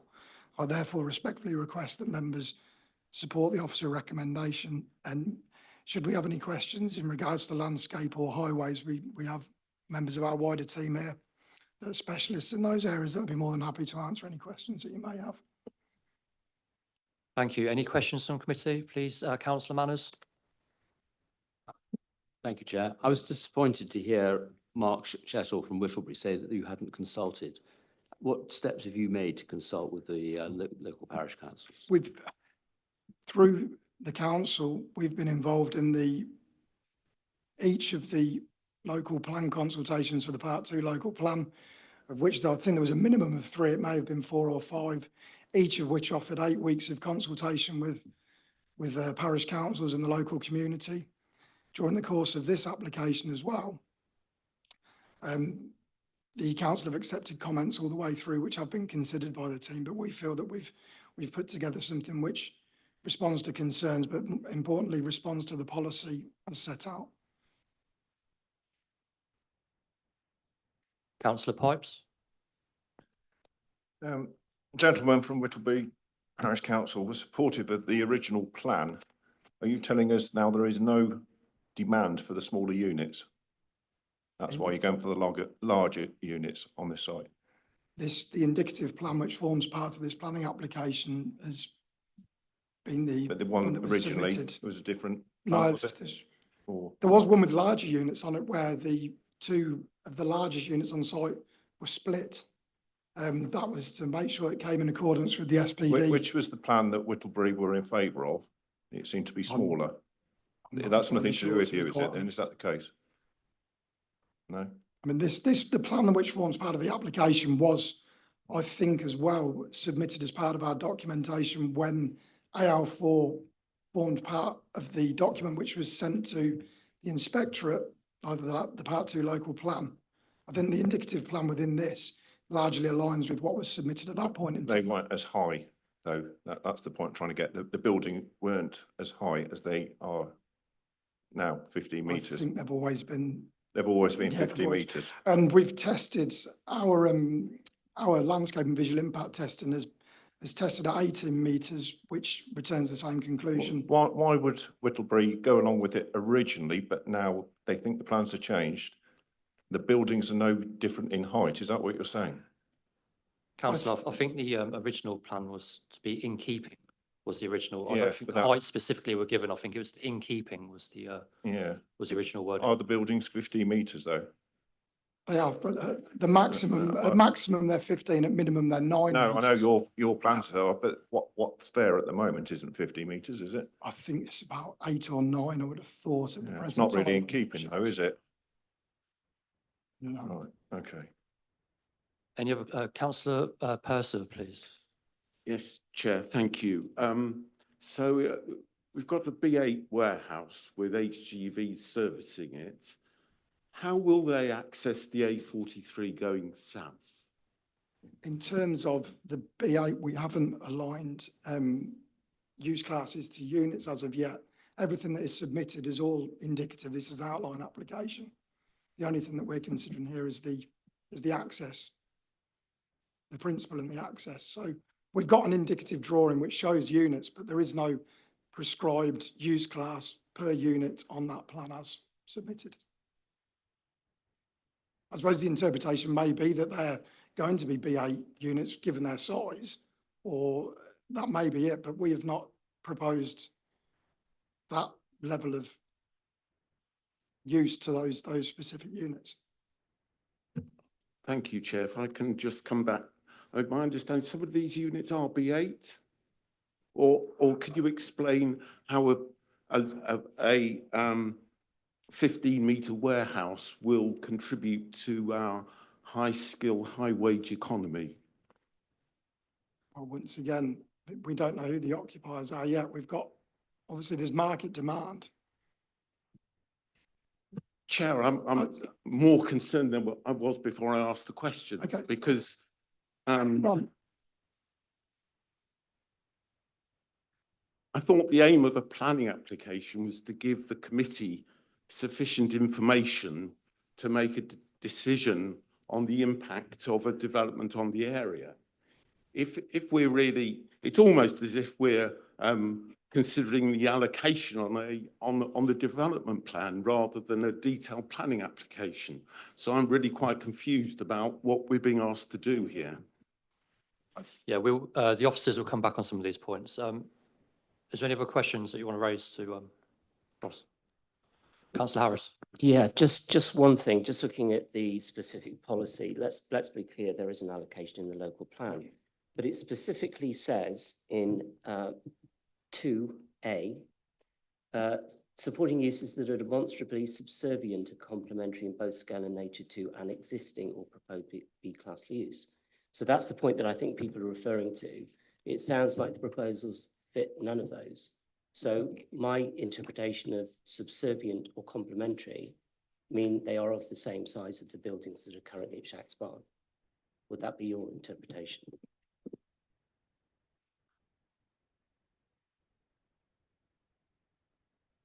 Supporting uses that are demonstrably subservient. So that is, those are the uses which might potentially come onto site other than the B-class uses, as was at that point in time. So for example, there might be a cafe on site which would be subservient to the main commercial enterprises that are there, or there might be certain other outlets which are subservient to the employment generating uses on the site. It's always in the interpretation, isn't it? So, sorry. Yeah, of course, yeah. Absolutely. Any other questions from the committee? Okay, thank you, Ross. Okay, thanks very much. Would the officers like to come back on any of the points made, please?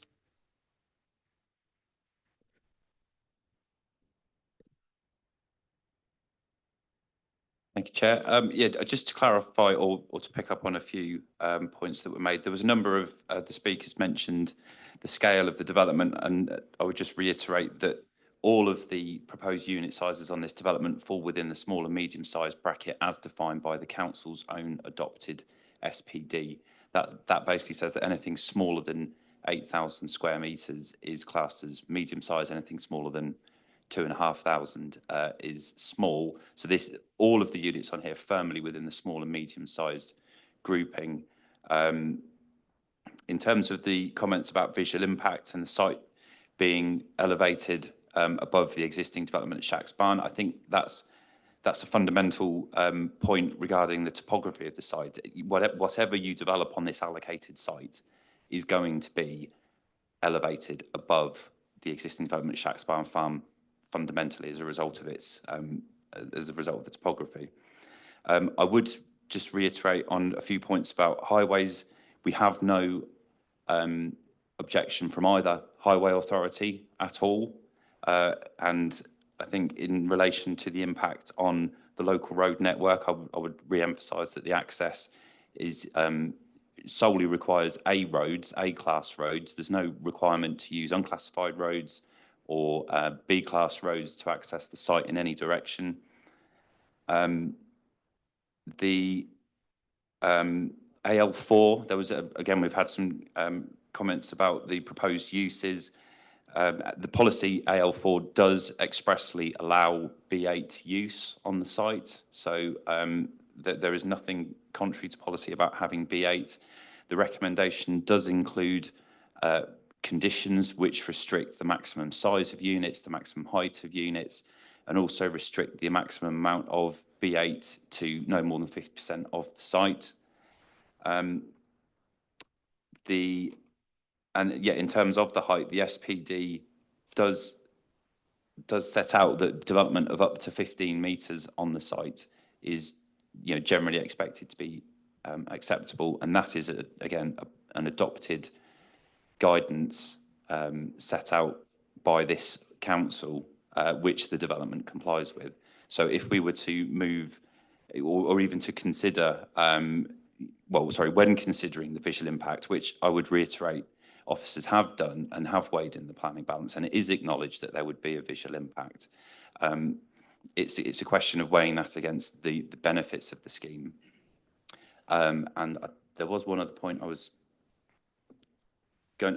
There was a comment I think Councillor Gaskell asked, which was about, or Councillor Pipes, I can't remember which. Sorry, about the subservient uses, and I think just to reiterate that the policy allows B1 as it was, it's now EG. So use classes B1, B2, B8 with subservient uses that are appropriate to that. So that, as the speaker for the applicant said, that would be complementary uses such as a gym, a cafe, that type of thing, possibly a petrol station. It's not in any way indicating that the scale of uses should be limited to the scale of the development at Shacksbarn Farm next to it. Thank you, Chair.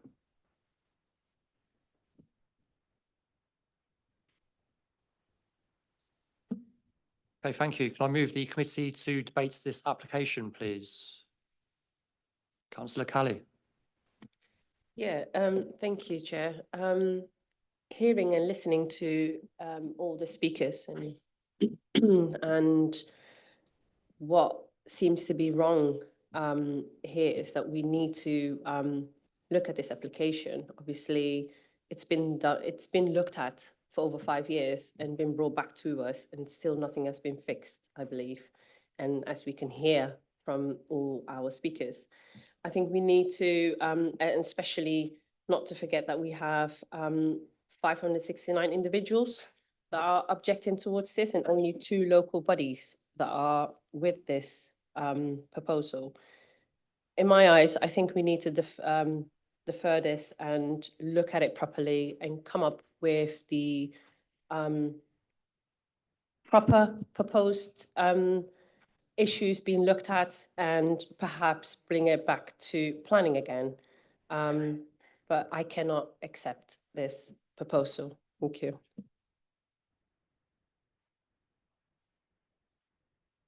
Thank you. Anybody else? Councillor Harris. Yes, thank you, Chair. My personal view at this stage, and obviously I'll wait to hear what the rest of my colleagues have to say, is I think there are sufficient grounds on at least SS2 and parts of the policy AL4, both from the local plan, to actually refuse this. So if we look at SS2, first and foremost, general design principles, that talks about a design-led approach. It talks about scale, massing, siting, form. I think there are issues clearly around those areas in regards to this application. It also talks very specifically in SS2 about suitable landscape treatment and being integral to as part of the planning and development. Paragraph J talks about safe and suitable means of access for all people, including pedestrians, cyclists, and those using vehicles. That clearly is not being met in this plan. You could argue paragraph K talks about social and transport infrastructure. We've already heard that we've just got a 4-year range on that, and this is clearly a site that has to be got to currently by private car journey. So that's a couple of points on SS2. If we then look at the original policy for this site AL4, we're clearly debatable about the interpretation of paragraph A in regards to the size and scale. But section 3 talks about access and transport, point A, based on the existing access only, but it then specifically says on B, provision of new footpath, cycleways and linked to existing networks. Clearly, we're not doing that. I take the point that there's an argument that this is could be conditioned, but I don't think we should be discussing it until that point is met. Point C talks about promoting sustainable travel, as well as the enhancement of pedestrian, cycling and walking links between the site and Towcester town. That clearly hasn't been met. Point 4A talks about consultation with Historic England. We already know we have not had that. only just gone out, so we do not have the answer to that point. And then I think there are issues also around point B of the same section, which talks about archaeological issues and landscape assessment. So I think, for me, we have sufficient grounds already to refuse this application as it currently stands on those grounds alone.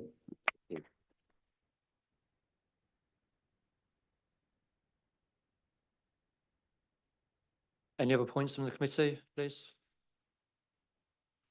Councillor Gaskell. Yeah, thanks, Chair.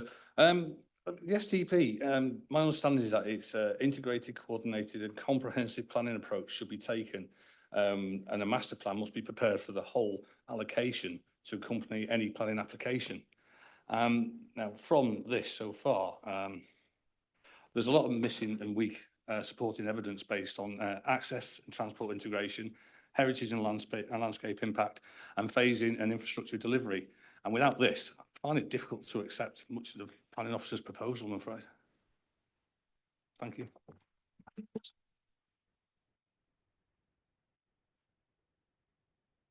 Any other Councillor Manners, please? I think what's disappointing is there clearly hasn't been the consultation. There was consultation during the process leading up to the local plan part 2, but clearly the villages have not been consulted in detail through this process. And I think if Clowes had actually adopted a slightly different approach and actually adopted and looked at the Vision 2035 for Silverstone, looked at what's existing there, they might have come up with a different solution, which probably would be acceptable, particularly from the visual impact and also the traffic. So for me, the question is, we do have, I think, listening to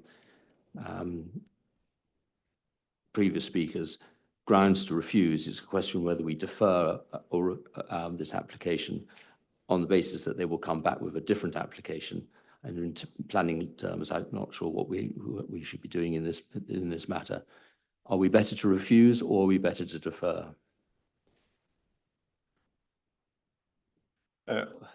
Councillor Pipes? Yeah, my only issue there is they think the original plan was 15 metres tall.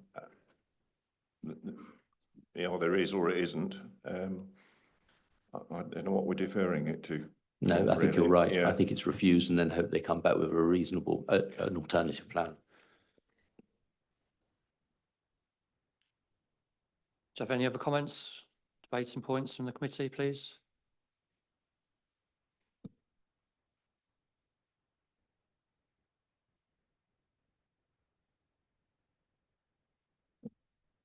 Okay, if committee is moving to refusal, we will need to come up with the specific reasons for it.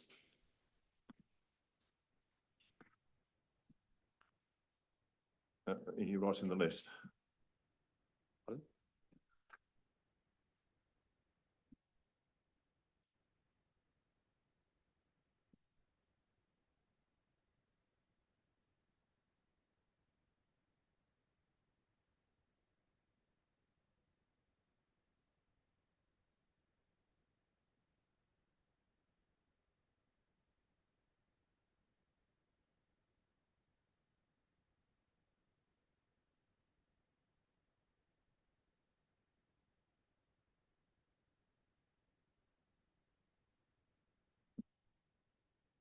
Would the committee like advice from the officers on grounds for this? Yes, please.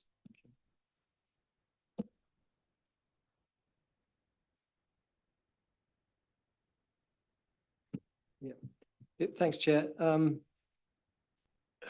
There were a number of lots of different speakers proposed lots of different elements to what could amount to a refusal reason.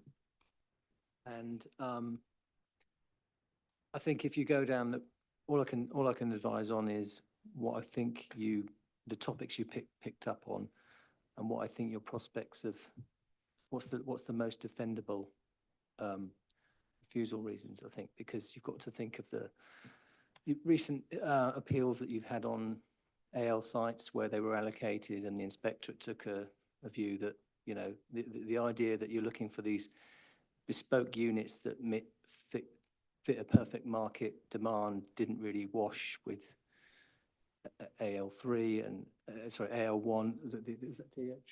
Yeah, DHL and Bell Plantation. So I think looking at the AL4 policy, I think you're going to struggle on visual impact again, because you'd need to have an independent evidence on the landscape and visual impact being unacceptable. That was something that you raised in the other appeal decisions, and you didn't get very far in that instance. So I think what's perhaps unique, the most unique element of this proposal that you're struggling with, and we can understand that because we've imposed this, we're recommending this Grampian condition that requires the footpath and the cycleway links to be provided post the permission and then before commencement. And there was a lot of concern about the enforceability of that, which I think members raised. We can understand that. I think if it's perhaps focusing on the element of the AL4 policy that deals with the links, because it does say that needs to be provided as part of a master plan approach. And I think it's the absence of those links that at the moment are undetermined and unexplored. And you could perhaps phrase a reason for refusal around the basis that this planning application, together with its package of measures, doesn't demonstrate that those links can be achieved at this stage. So what you're concerned about is granting a consent now, having this large-scale employment development, and then you could pick up the points about the bus subsidy as well, so you can sort of link it to a sustainable transport refusal reason. And then you're arguing that it doesn't fulfill the criteria of policy AL4 in the sense that at the moment you're just relying on a Grampian condition that you're not comfortable gives you enough assurances that those links are going to be provided. So I think if you're going to refuse on a topic that's probably the most defendable on appeal, I would suggest that's probably the most appropriate way forward.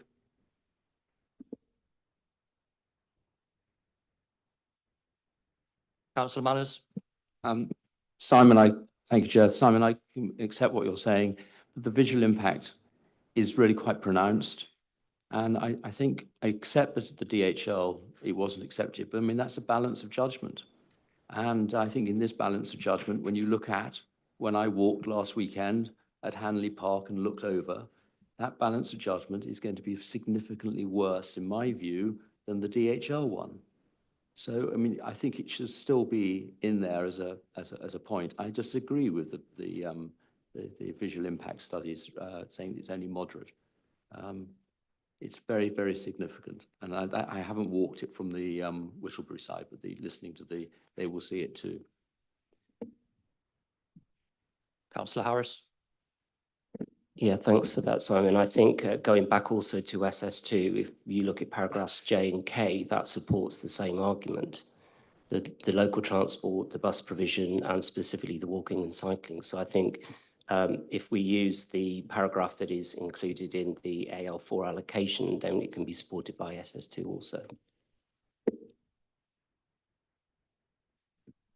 Yeah, so picking up on that, I think yeah, the argument, the planning argument is that this proposal doesn't demonstrate the links that are required to Towcester sustainable transport links and the public transport subsidy, and then it's supported by the text in SS2. I think that's correct. We can incorporate that into a reason for refusal. On the landscape and visual impact element, I mean, what I was trying to advise is not necessarily that it's not an issue. I was just trying to advise that what I'm trying to suggest is what we think as professionals is the most appropriate thing that you'd be able to defend given where you are in the debate. But it's perfectly within your remit to add that in as a reason for refusal if you feel that that's a really important point as well. So perhaps you take that one single reason that Councillor Harris has put up with the SS2 and the element of AL4 combined, and then you add in your other bit. But my caution around that is we've been around that argument before, and this is outline, and there's you don't even have unless I'm incorrect, Dan, we don't have a identified complete development here, do we? We're just looking at parameters. Is that correct? Yeah, thanks. Yeah, so this is outlined with just the parameters being set, obviously, as proposed in the recommendation. I would just say on the point of landscape and visual impact, to give some sort of comparison, the development that we have here is maximum for part of the site is a maximum of 15 metres. roughly half the site is 13 metres or 9.25. So it's not that the entirety of the site is at that level. And to give some comparison with the DHL site, which obviously the council didn't manage to sustain at appeal, that development was 21.5 metres tall for most of it, and each of the warehouses on that development were approximately the size of the entirety of the floor space on this site, just to sort of give some comparison, where even in that instance the landscape and visual impact didn't carry at appeal. No, but we weren't on the Whittleby Ridge, and that's the fundamental difference. But that site was also on a ridge to a certain extent. But I take your point that it's a different site, but I'm just trying to give some context to assist members. Thank you. Councillor Smith. Thank you, Chair. The SUD is not in the allocation, full stop. So what's the thoughts on that, Simon, to include in the refusal, or Daniel? And I've looked at other appeals, and the failed appeal with SUDs being outside of an allocated site. Very, very strong as well. Yes. Thanks. So just to come back on that, obviously, yes, it's accepted that that parcel of the site is outside the allocation. The issue that the council has to do in making any decision is identify what harm that causes. And given that there is no built development proposed on that land, there's just some relatively modest land reprofiling and then the introduction of biodiversity enhancements. I think it would be difficult to say that having that development, or the proposals that are in that parcel, resulted in any demonstrable harm. And the sort of the flip side of that is if the council were to say, well, no, you've absolutely got to fit everything within the site, it doesn't necessarily mean that you therefore possibly reduce the amount of built development within the site. What actually might happen is that you just end up with a more engineered solution to the drainage, which would be, for example, underground storage tanks beneath the car parks, where the rainwater is just contained and then released on that basis. So the issue with it is really a case of saying, what's the harm? What is the harm of doing that when there's no built development? Well, there's engineering works. There is. It's not just a pond, is it? Let's be honest. I don't agree with your thinking on that. It's as I say, it's been tested at appeal, and it's failed appeal. You could argue that by not having a SUD on the site allows for further, so you could say overdevelopment, but we don't know because this is an outline application at the moment. But it's not in AL4, full stop. So I don't see why we should even consider it. Fails AL4. No, I mean, what I would just clarify, there is some SUDs proposed on the site itself. What's proposed on the satellite parcel is essentially like a sort of a linear ridge almost that would act as a way of catching some of the water purely during storm events. Most of the time it would be dry, so it would only be brought into use in those storm events, but it would otherwise be landscaped completely. There wouldn't be hard surfacing in there. There wouldn't be any structures in there other than maybe head walls. So I'll just reiterate that with any planning decision, the issue is not necessarily one of principle. It's what harm can you demonstrate as a result of that. I'm not aware of the instance you're maybe referring to, but I certainly think in my recommendation, it's very difficult to say that there's any harm. But it's not in AL4. It's not, but there's not any harm.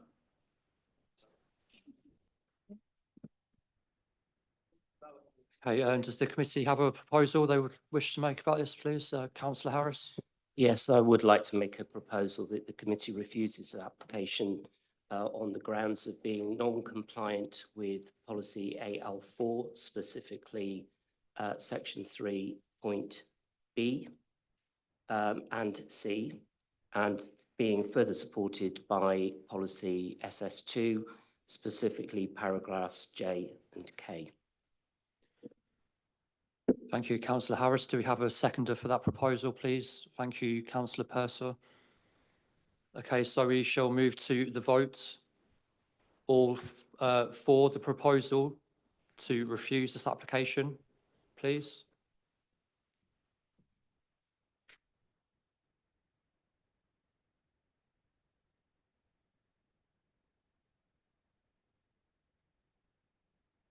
Okay, we have 10 for and 1 abstention. So Councillor Harris's proposal to refuse this application has carried. Thank you.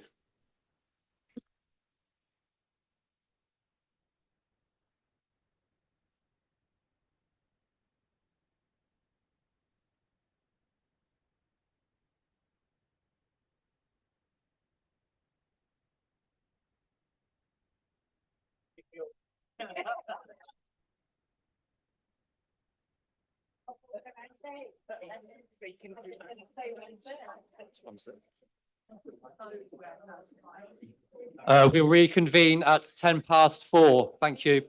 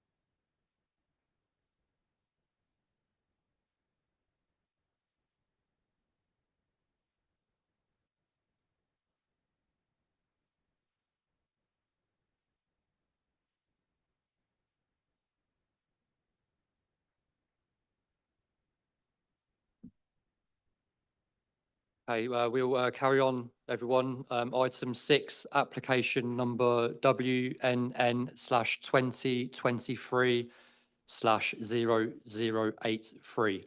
Location, car park, railway station, Black Line Hill, Northampton. I'll hand over to Case Officer Chris Bates to begin the presentation. Thank you.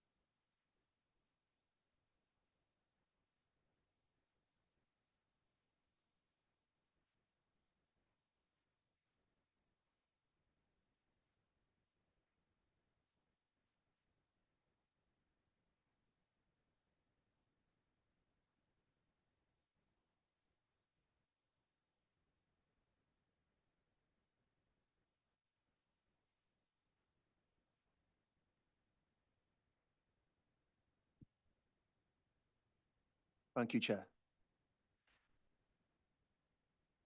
This application before you is a hybrid application where planning permission is sought for phase 1, which includes a multi-storey car park with public groundworks and outline plan permission with details of access and scale to be approved in relation to phases 2 and 2A, a residential development and a hotel of all matters to be provided and assessed as part of any subsequent reserved matters application. This parcel of land is policy-led with policy A1 of the Northampton Local Plan, setting out the various criteria that need to be met. Site LAA 0288 relates to the land assessed as part of this application. As part of this, the policy confirms that the council will secure the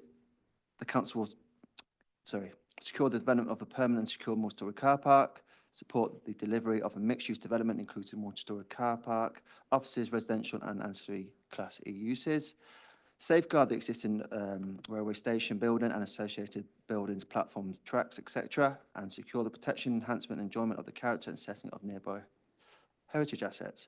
Also, they shall provide an improvement to the sense of arrival to the town centre. The application site is denoted in red, whilst the adjoining site, LAA 0333, is in blue.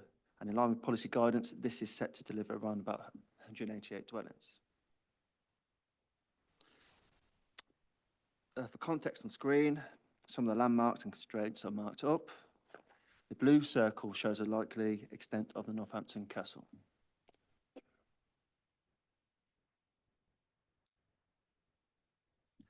Access is taken off St Andrews Road with a sweeping internal road leading to car park which is displayed across the site. Parking is provided on ground level and within a dated decked car park. Disused railway tracks, cycle parking and other ancillary aspects also feature.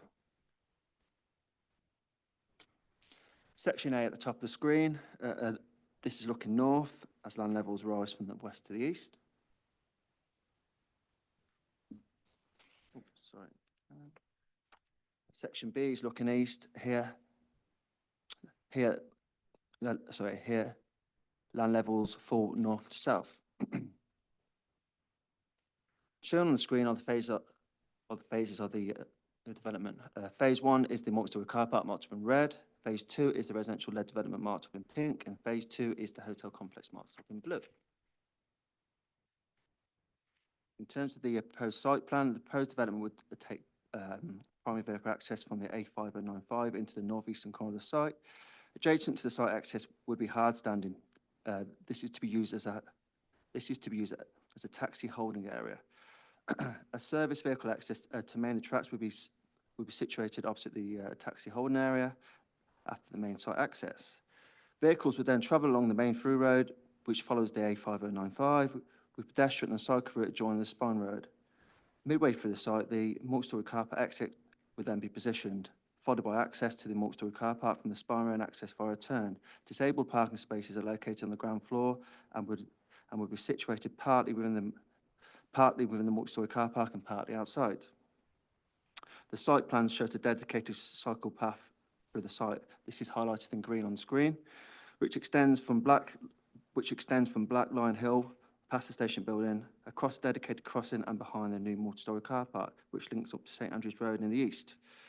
This will then link up to the new dedicated wayfinding and highways improvement works along Scartwell Road, Scartwell Street and Bath Street to provide safe cycle connections with the bus station and the wider town centre. As previously alluded to, phases 2 and 2A phases 2 and 2A layouts are not considered at this stage, and an indicative layout has been provided to show how it could come forward at Reserve Matters stage.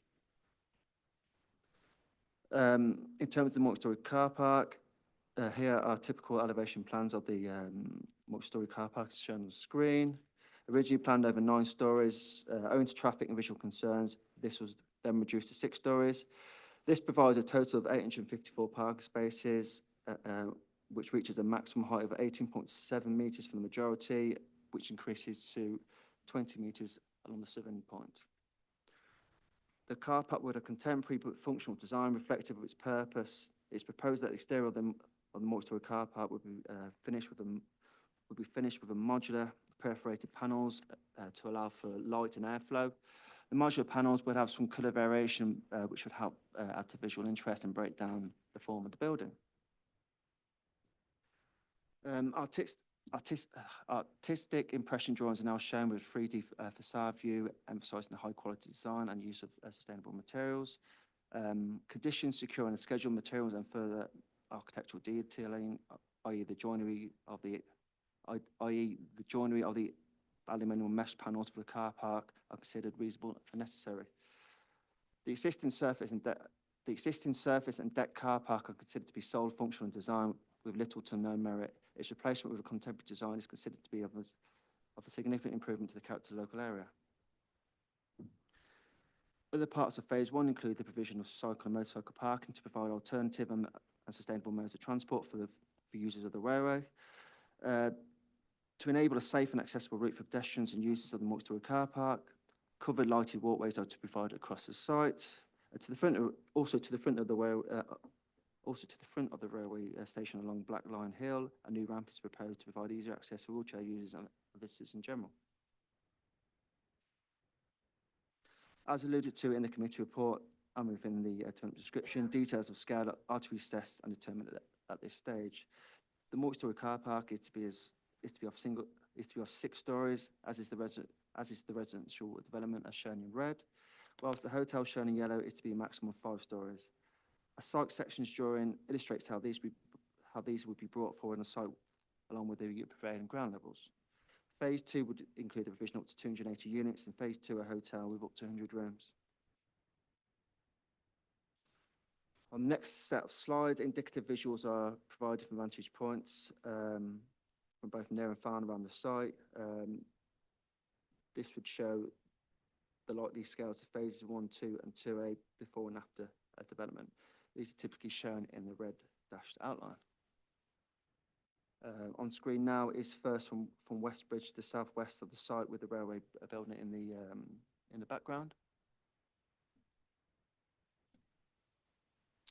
Next to the east of the railway station building, indicatively, this shows the hotel complex on the right-hand side.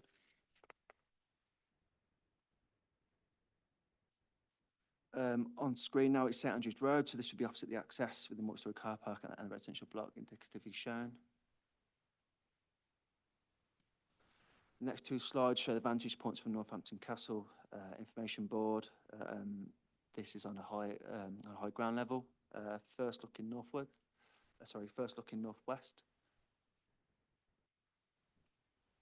and second looking southwest.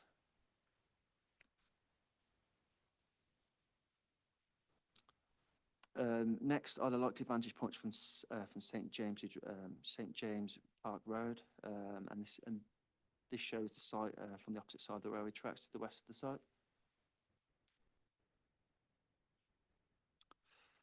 These are the views from Victoria Park to the northwest of the site.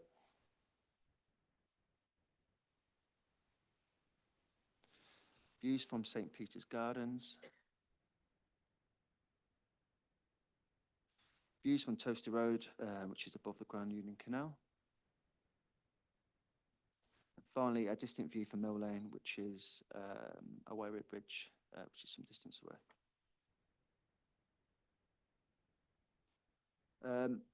In terms of planning balance officer, in terms of planning balance and officer recommendation, grant permission subject to conditions are set on the officer report, and also a completion of section 106 agreement.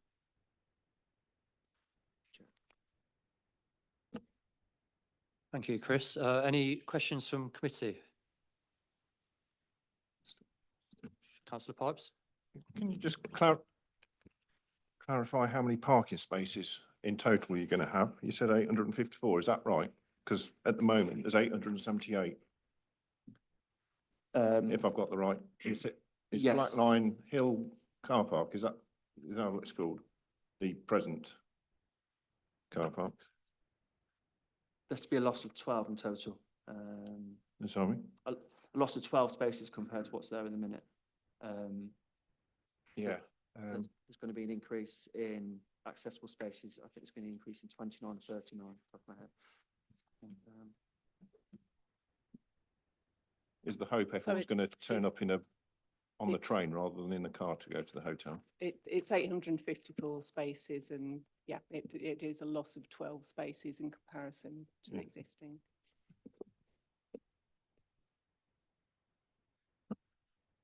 Councillor Harris, please. Thank you. Hi, Chris. Could you describe what the bus access is for this proposal, please, in terms of where buses will come in and out and drop people off?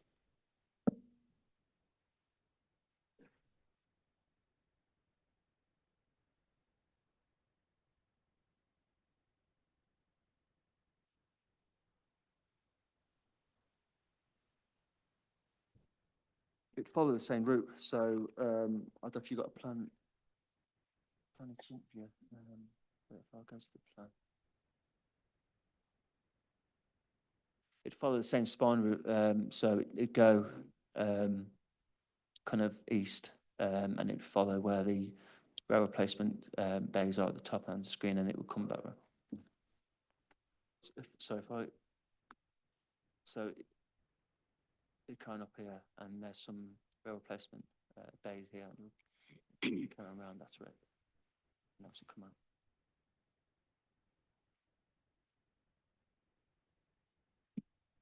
There's existing bus stops to the front of the station, so the spaces within the site are effectively for bus replacements for the rail service, but there are existing bus stops outside the front of the station. But there's no new bus stops proposed within the site as part of this. Councillor Gaskell? Thank you, Chair. Apparently, look at this, there's originally a plan for a new car park plan for just under 1,200 spaces. You're actually putting a plan in now that's reducing the car parking only by 12 or whatever it is you said. However, you're putting in accommodation units for an extra 280 potential. Out of that, you're going to get another 100 cars on top of that, surely. So if anything, you're taking more and more parking spaces away from residents who to use that.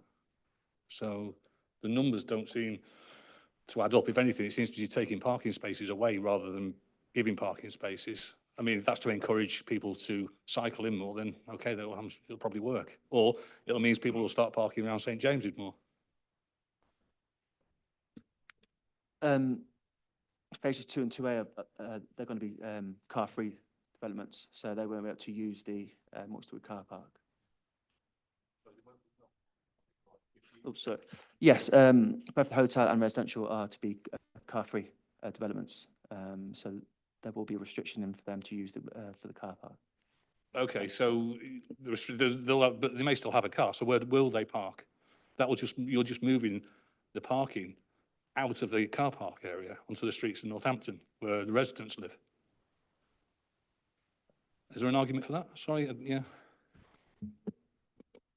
I think that, as Chris has said, they're proposed as car-free development. It's in what's considered to be a very sustainable location, so it's an ideal opportunity to propose developments that reduce the use of cars. So that's the intention of this development. but won't necessarily be a restriction. There's no guarantee of that, is there? You know, Well, people going to the hotel and also the residential, it'll be apparent that there isn't any parking spaces. So people will be buying into it on that basis that it's a sustainable location with access to public transport, and that it is sold on the basis of car-free development. Okay. Thank you. Councillor Kelly, please. Yeah, thank you. Through you, Chair. I wasn't going to really speak, and I just wanted to make it very clear. I am a Castle Ward councillor, but I am not here to speak as a Castle Ward councillor. I'm here as a committee member, substituting Councillor Keeble. But I do have a couple of questions that I would like to ask. If we go back to the, we talked about the bus connection and where people going to be sort of, you know, where the bus is going to be stopped and stuff like that. So to me, it looks like that the bus route, the bus stop is going to be shared with cyclists and pedestrians. So how safe will that be being all put together with this plan? And in terms of the air quality access that was outdated in the guidelines of 2005, I'm not quite sure how that has actually been sort of, you know, approved with that, but it just really highlights a couple of issues there for me. But could you please reiterate in terms of the bus routes, and because you did say that there was a bus stop or bus route there, but in terms of the cyclists and the pedestrians, you know, how it's kind of serious to me. Yes, in terms of the pedestrian and cyclists, the access has been improved in terms of obviously the kind of pedestrian access there, and also there is a dedicated cycle route for the site. So the green dashed line.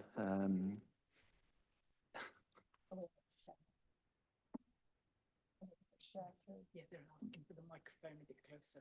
Okay. Yes, there's dedicated cycle path going through the site. So that goes all the way from St Andrews Road through the site.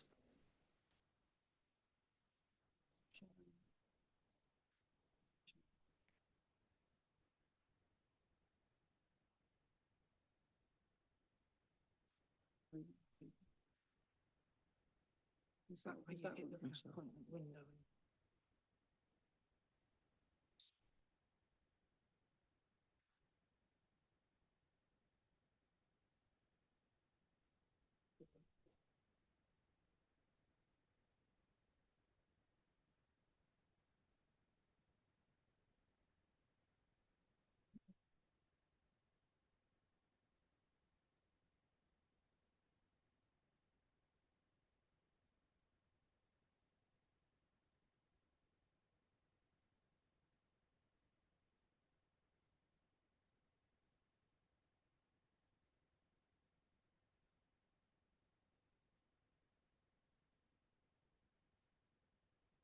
Sorry, yes, as we're saying, it's been extended here, the pedestrian the path, so that there's going to be more accessibility for pedestrians. And this green dotted line or dashed line shows a dedicated cycle path, which goes all the way from St Andrews Road all the way to Black Lion Hill Lane. So it kind of extends all the way down here, and it goes round out there.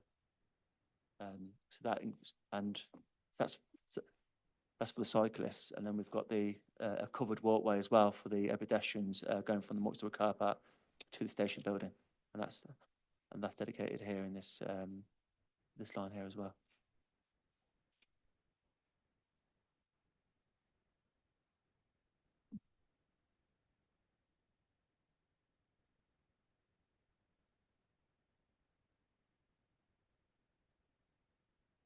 Councillor Purser, please. Thank you, Chair. I think we have to approach this application with a real degree of seriousness, because as Northampton has a history of getting its major transport hubs wrong. And we really need to get this right, because this is a site which we're planning probably for the next 100 years, certainly 50 years, if not 100 years. So we've really got to be clear that what we're doing is absolutely right. And I'm not sure that we've got the layout of the site right. So the questions I've got are about what consideration was made to, well, I suppose the first question is, what value have we taken to the new local transport plan, which we approved earlier this year? That seems to be the first significant other council policy that we need to be taking into account when thinking about this. And then secondly, we've got a walking and cycling infrastructure plan, which is just about to be approved. And what weight has that been given in this application?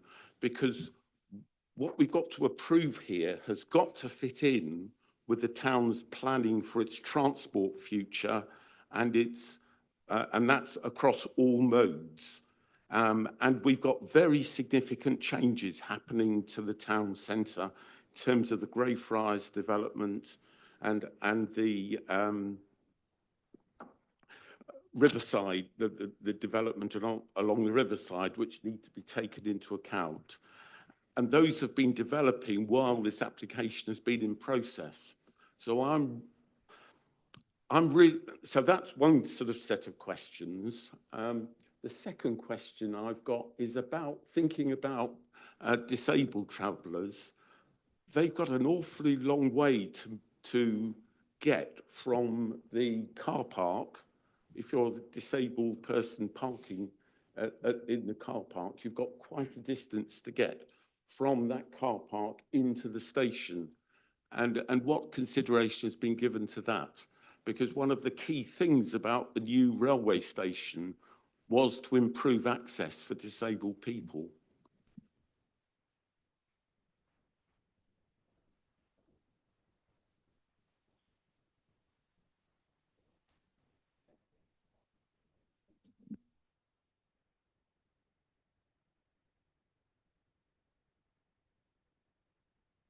Yes, hi, Jason Conway, Development Management Engineer.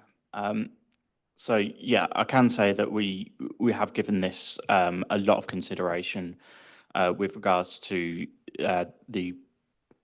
all aspects of including the local transport plan, the highways considerations, all aspects of it, and in terms of sustainability, the effect on the highways, and how it affects that in every aspect.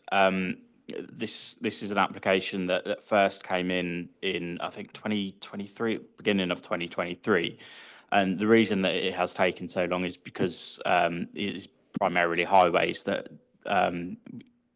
is to make sure that it was satisfactory in highways terms. So yes, we've given it full consideration in all of those contexts. In terms of the transport plan, we've pushed for sustainability in terms of what we could get, and I think you would see, as Christopher said, the cycleway continues to St Andrews Road. It continues to a Toucan crossing across and continues into Spring Burrows, which will improve and promote sustainability between the station and the train station and the bus station, which we felt was very important. Although there is an existing route between the station where you can go up Mayfair and Gold Street, that is quite congested, and there are issues with that at the moment. So yes.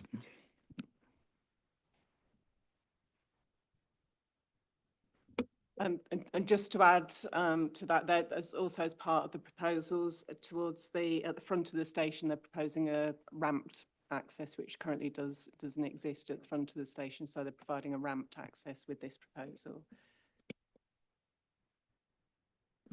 Councillor Harris. Thank you, Chair. Yeah, just to reiterate the points that Councillor Purser's made, I think the local transport plan, which is relatively new and relatively recently adopted, very specifically talks about transport hubs. And from my own perspective, that's probably my major disappointment, is that we're effectively going to be relying on the bus stop that already exists there, rather than taking any opportunity to make this even more connected and joined up. And a couple of the councillors have talked about the car parking spaces being less. Actually, that's not a problem if you've got connectivity, potentially. If you can get there easily by public transport, then it doesn't matter too much if you've got, less or fewer, not by many, granted, but fewer car parking spaces. So that's one of my concerns that remains, is I just don't think it's back to the long-term thinking. I'm not sure that we've really taken that opportunity to think that through.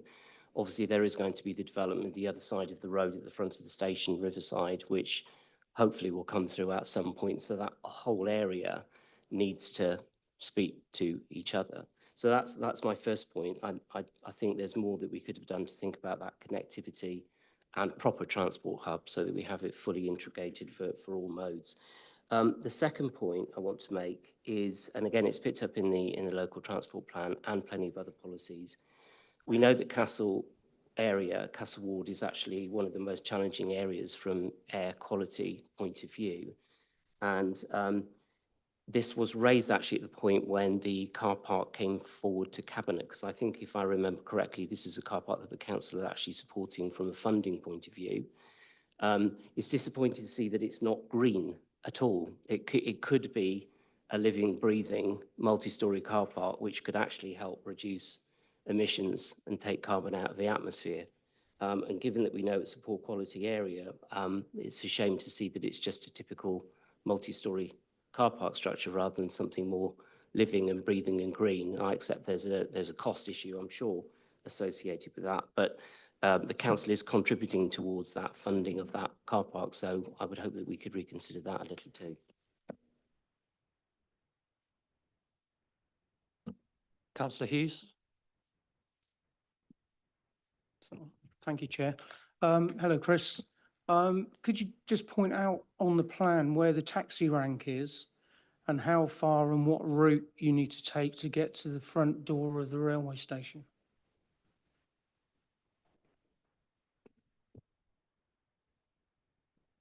Yes, so taxi rank is here, shaded in blue.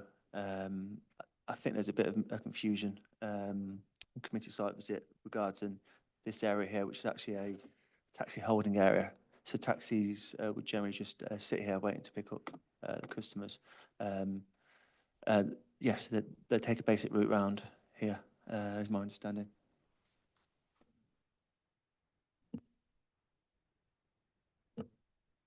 Okay, do you have any other comments from the committee? Councillor Harris. Yeah, just one, if I may. The exit and entrance point is the same as it currently is, if I've got that correct. So that's exactly the same. That is a challenging junction, and I'm not sure what Highway's perspective on there. But when you get trains arrive at peak times, it's difficult to get in and out of there. That's for sure. And the flow of where the multi-storey car park is probably going to make people get into queues much quicker than where they are. It's only marginally away, but it's obviously in a closer proximity to that entrance and exit. And I wonder whether there was anything that had been proposed or recommended to make getting in and out of the station easier. Peak times you queue right the way down to the traffic lights. My only milestone is it used to be the Super Sausage Cafe. I don't know if it's still there, but that's what it used to be. And it is a difficult road to get in and out of. And again, I wonder if you've got any comments on that. Yes, we do understand that it is a problem.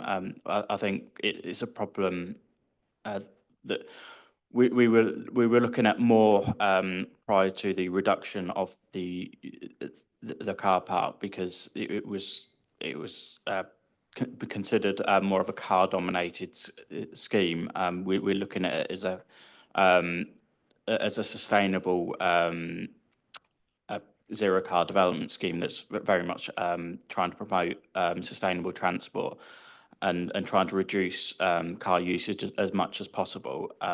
So it will have a minimal impact in terms of increasing traffic from the residential usage at that junction, to the point that it's not material, because the car park, in terms of the cost, is quite prohibitive for the season tickets. It's very expensive. So if the residents wanted to use that, it'd be very expensive. And as Nikki's already alluded to, if people were to be buying into apartments there, it would be on the understanding that it's a very sustainable location. It's by the rail station, it's right in the town centre, so it promotes that.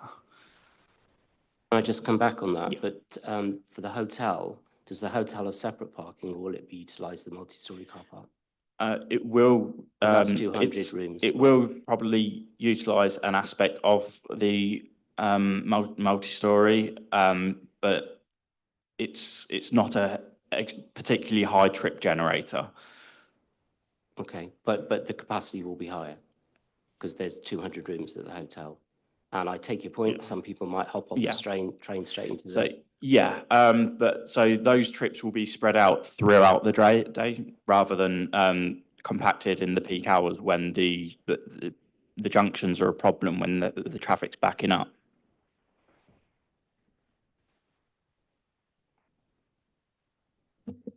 Okay, do you have any other questions? Councillor Manners? Am I right to say that the hotel's 100 rooms?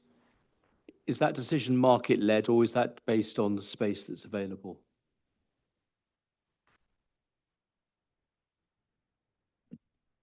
That calculation, it's been done on in terms of scale, so it's over 5 stories. Obviously, that's up to 100 rooms, so it could obviously fluctuate when we come to reserve matters, but that was the figure that was obviously pinpointed by the agent of the staff. 100 rooms? Yeah, up to 100, yeah. Yeah. I mean, commercially, 100 rooms is probably not enough. And to make it car-free is fanciful. I mean, I'm glad that we've allowed for some cars to go into the car park. However much we might want to get rid of cars, if you want hotel investment, I just hope it doesn't. Does this scheme rely on the hotel going ahead?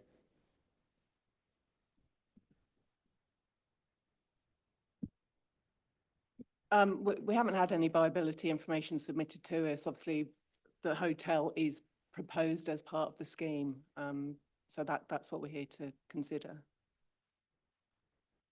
First phase can go ahead with the car park.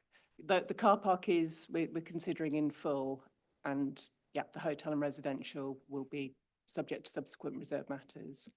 I'm afraid I missed, because I was away last week at the site meet, the site visit, because I was away on holiday. Just give, please, a 2-minute history of the site and the different options that have been discussed.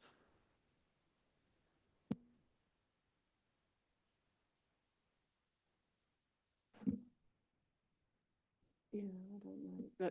But because of the age of the application, we've had subsequent offices coming and going, so this is kind of the proposal that is before us now. Yeah. It's effectively always involved a car park, residential and hotel element. Okay, do you have any other questions to the officers before we move to public speaking? Okay, can I ask Elenids Lewis Nichol, please, to step forward and speak? Thank you.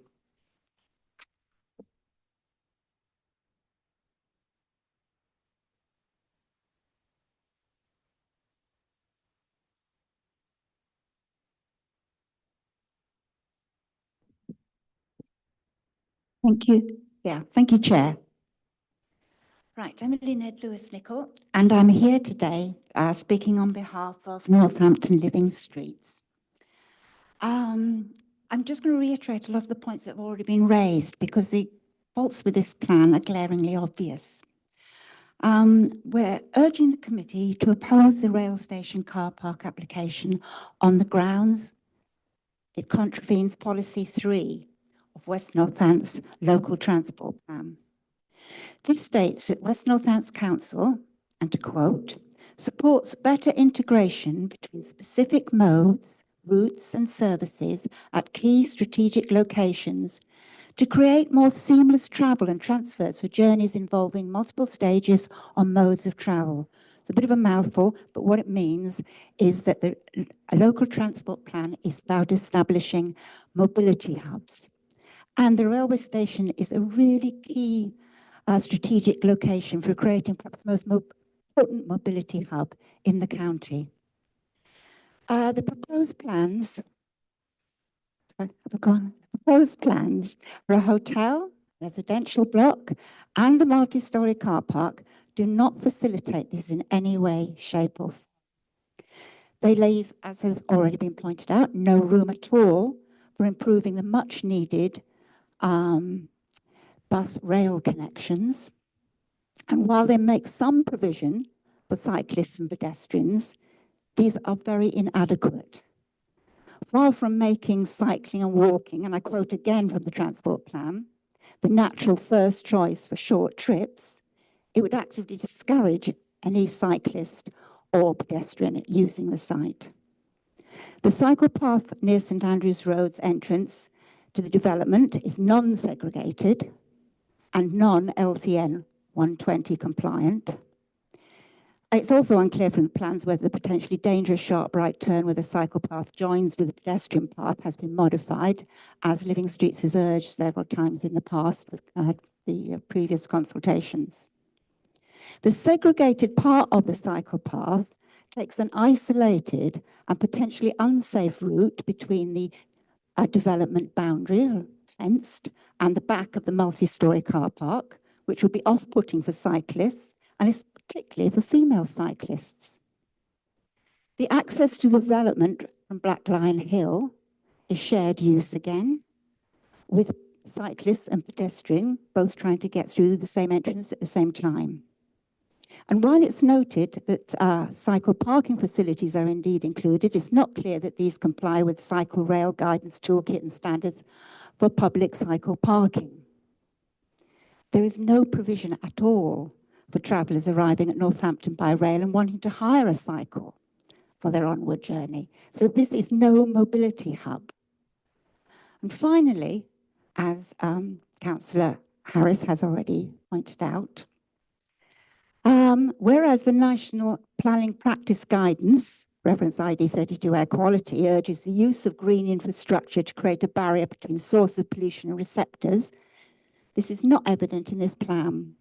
There are trees to be planted to shield hotel residents from the traffic on Black Lion Hill, but there is no evidence on the plan, or little room on the plan indeed, for shielding pedestrians, cyclists and future residents from emissions produced by the considerable number of private cars and taxis that will be driving through the site. In conclusion, the proposed plan for the railway station will not create seamless travel and transfers and will not support the needs of everyone in the community to foster social inclusion and well-being. Page 5 of the local transport plan. Don't accept the proposals because they are an improvement on what is there now, or because they will only cause minimal harm, something I read several times in the report accompanying this meeting. The land has far more potential than that. And the local transport plan puts forward a vision for that land that would make it the gateway to the town, to the whole county. It could really open up Northants. So please don't block it up with a lot of hotels and residential blocks, which could easily be sited elsewhere. What this land is a railway station, and it should be developed as such. Thank you.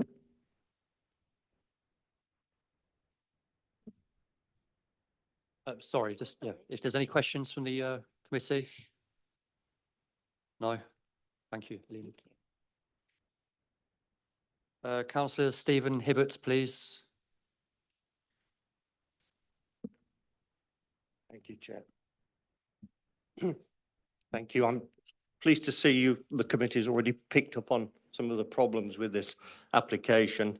The missing key issue here is the future proofing of the station. I was secretary of the Northampton Rail Users Group for more than 10 years, and I'm also speaking on behalf of Paul Minton, who was the chair of that group for 10 years.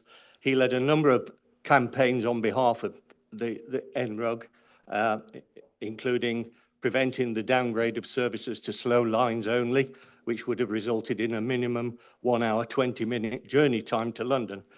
The introduction of the early morning 50-minute service to London, the new station, the restoration of 2-hour services to Birmingham New Street, the consultation responses to government and Network Rail that significantly increased service provision for Northampton.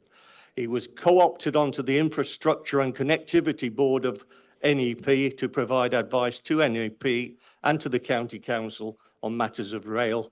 He's a very clever man, and I suggest you all listen to him. The new station had a design brief to provide a welcoming entrance to Northampton, to provide level access for people with mobility issues, including, and not limited to wheelchair access, including parents with buggies and travellers with heavy luggage. It was to provide for improved interchange with buses. It was to provide easy pedestrian access to the town centre, and it was to maintain train flow capacity for a fourth line to future-proof the investment and permit new lines and destinations to be opened up. The new station, as a modern facility, is very welcome, but it does not fulfil the design brief. Concourse access has not been provided. There are problems with disabled access, with emergency escape routes, and particularly with only having provided one passenger lift. The design is not compliant with the required legislation, and it can be argued that it is in legal default.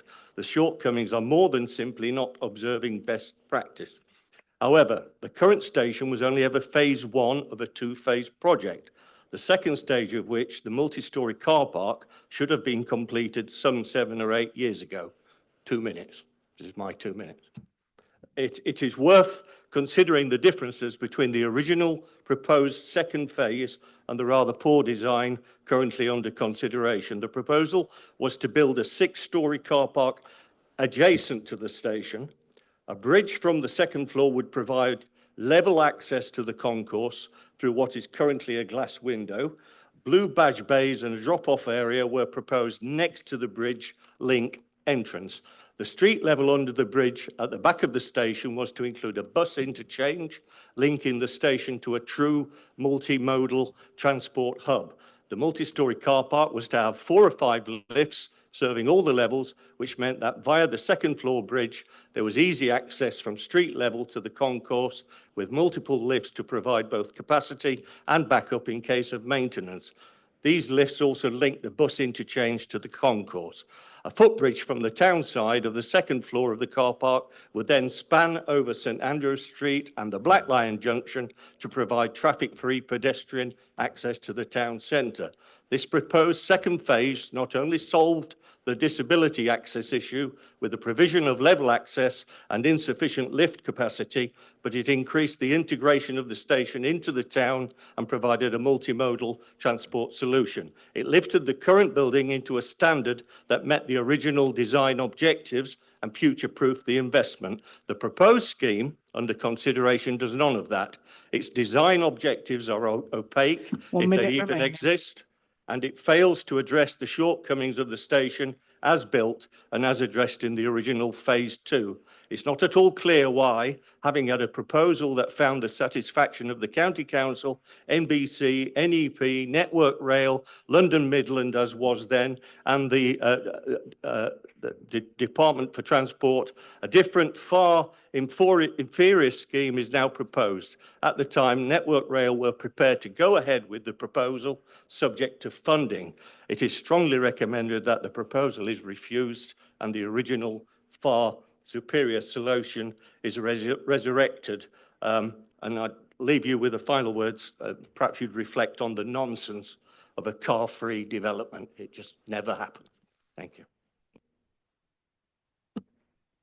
Thank you. Any questions from committee, please? Yes, it's not directed at you though, councillor. Why are we looking at this plan rather than the previous one? What was the problem with the one the councillor's just mentioned? The original plan?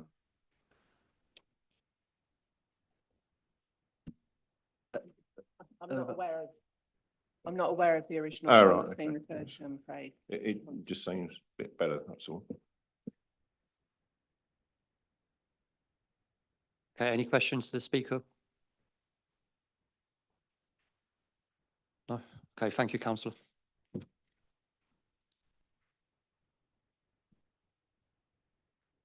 Can I ask councillor Farton Ishmael to come up, please? Thank you.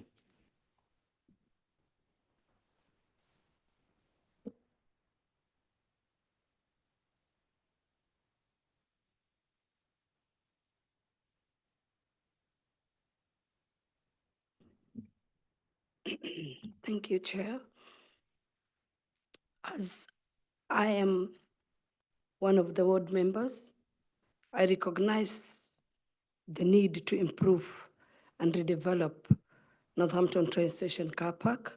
However, I have serious concerns about this plan, and I urge the committee members to reject it.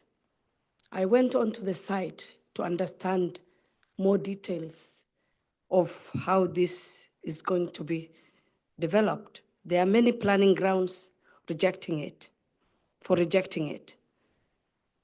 This will cause increased traffic congestion, especially at St. Andrews Road entrance.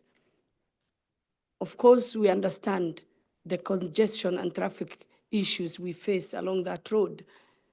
I know on this report, it does not state that the road will be expanded. So with the capacity of the car park and the residents who will be subjected to live there, I think there will be more pressure on that road during the peak times when people commute to and from. So there will be more pressure on that. And it will also, there will be large block of flats, some of which will be 2-bedroom. So this is used for families, and placing families near the train station, of course, it is not safe. And how children will be going to school, walking with their parents, which is not even suitable.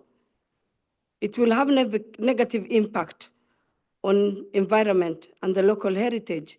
This is a major planning proposal that appears to have moved forward without local input from the residents and the wider community. Since it's a hybrid planning application, there should have been more opportunities for the residents to influence and review these plans. At present, it feels too developer-led and not community-focused. Northampton has grown significantly in the recent years. Improvements to the station is much needed, especially bus access, a bus interchange with the station, better pedestrian access, especially down from the bus station, better cycle access, and better disabled access. None of these are provided in these plans. In addition, the access for passengers arriving by car or trying to leave by taxi is much worse, leaving people walking with their luggage out in at the open weather. The current proposal risks creating more problems than solutions. The introduction of large number of residential units, as I've said previously, a hotel and a multi-story car park in a much confined and already busy area will increase congestion, putting pressure on existing infrastructure and negatively affecting the character and appearance of this key gateway into Northampton, as well as making things worse for rail users, bus users, cyclists, and pedestrians. So I therefore urge the committee to reject the current proposal. 1 minute We need remaining. a station that will truly benefit the local people, protecting our heritage and deliver a development that reflects the needs and character of our town. Thank you. Any questions for the speaker?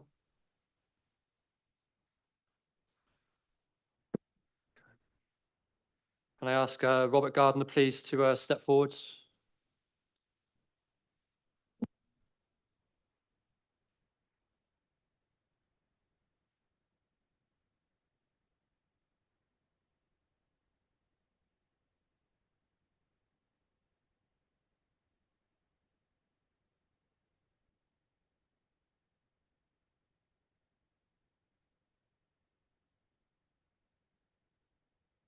Thank you, Chairman and members. Yes, my name's Robert Gardner. I'm a town planner instructed by the joint applicants on this item, which are Blockwork and Network Rail.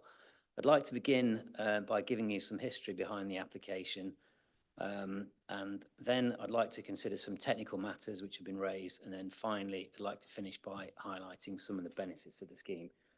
So turning firstly to the history, it's been mentioned it's part of a two-phase scheme here. And the process of regenerating the area began obviously with the construction of the new station. It's an impressive modern structure and it provides a fitting gateway into the town. However, members will be aware from the site visit that the existing single-deck car park has quite a sort of utilitarian appearance. There are large areas of surface car parking, limited landscaping, and that doesn't make an efficient use of this important town centre site. So the application before you this afternoon seeks to deliver the next phase in this regeneration of the station site, and the grant of permission would transform the site into a modern and efficient mixed-use gateway into the town. So the aspiration to redevelop the site is deeply enshrined in development plan policy. The old Northampton Area Action Plan included a site-specific policy that supported the redevelopment of the station for mixed use, and that was carried forward into the current Northampton Local Plan Part 2, which was adopted in 2023. So in planning terms, a very up-to-date document. Policy A1 of the adopted local plan tasks us as the developer with delivering a safe, secure and permanent multi-storey car park on the site to service the station. It also obliges us to deliver improvements to pedestrian and cycle connectivity and to the quality of the public realm. And in addition to that, the policy fully supports the housing and the hotel use on the site. Our view is that the car park, the cycle parking, the public realm works are all really important for the future of the town. And it's for this reason that the council has committed to take on the running and the management of those elements of the scheme, which I think has been mentioned by one of our councillors. So I conclude that the development proposed has the support of development plan policy and would be excellent for the town as a matter of principle. However, I think as has been raised previously, it's important to ensure that detailed technical matters have been properly addressed. So turning, my first point around the technical matters is that very early on in the process, a decision was taken to make sure that all phases of this application, this development, were considered up front and in the round, and that's why it's a hybrid planning application with details on the first phase and matters reserved for your approval subsequently on the later phases. And let's be clear, those matters will come back to this committee for later approval. And the reason for that is that we can ensure that we can test all the important issues. We can test them from the maximum amount of traffic and other potential impacts that would arise, and we can ensure that they're all satisfied. So turning firstly to pedestrian and cycle provision, the applicants, highways engineers who we've heard from, have worked extensively with their experts and Active Travel England in particular. Active Travel England is a relatively newly constituted organisation which seeks to promote active travel. So I think points raised around Active Travel England is the new sort of body on that. We've ensured the planning obligations package that will accompany the planning permission includes the provision of a signal control pedestrian crossing. 1 minute across St remaining. Andrews Road and improvements to the walking routes between the railway and the bus stations. Cyclists and wheelers will be able to secure cycle storage and pedestrians will be able to use the covered walkway. In terms of traffic generation, it's a like-for-like replacement with the existing number of spaces, so that has been tested thoroughly and found to be acceptable. I think I'd finally like to go on to some of the benefits for the scheme. The proposals of the second phase in the regeneration, they will create a modern and efficient transport hub.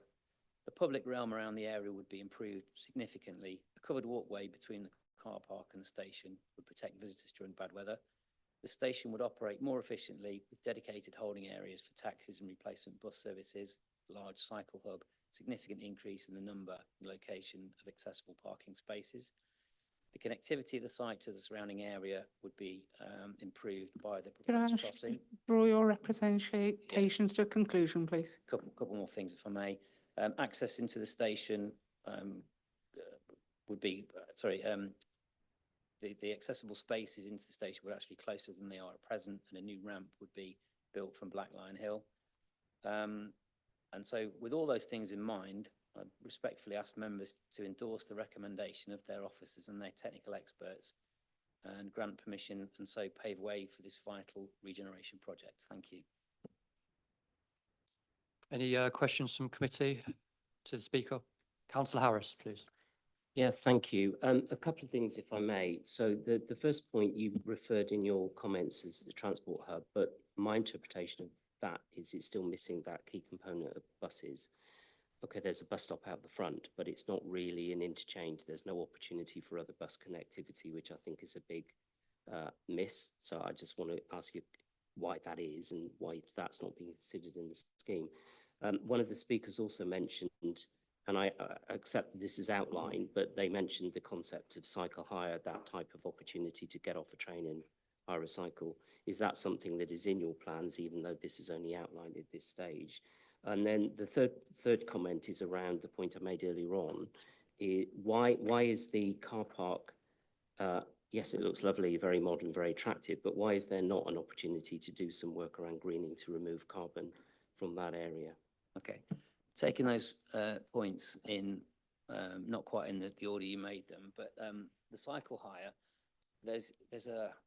the area in front of the station is basically. Sorry, could I ask you to speak into the microphone? It won't be picked up on the live streaming. Yeah, okay, apologies, sorry.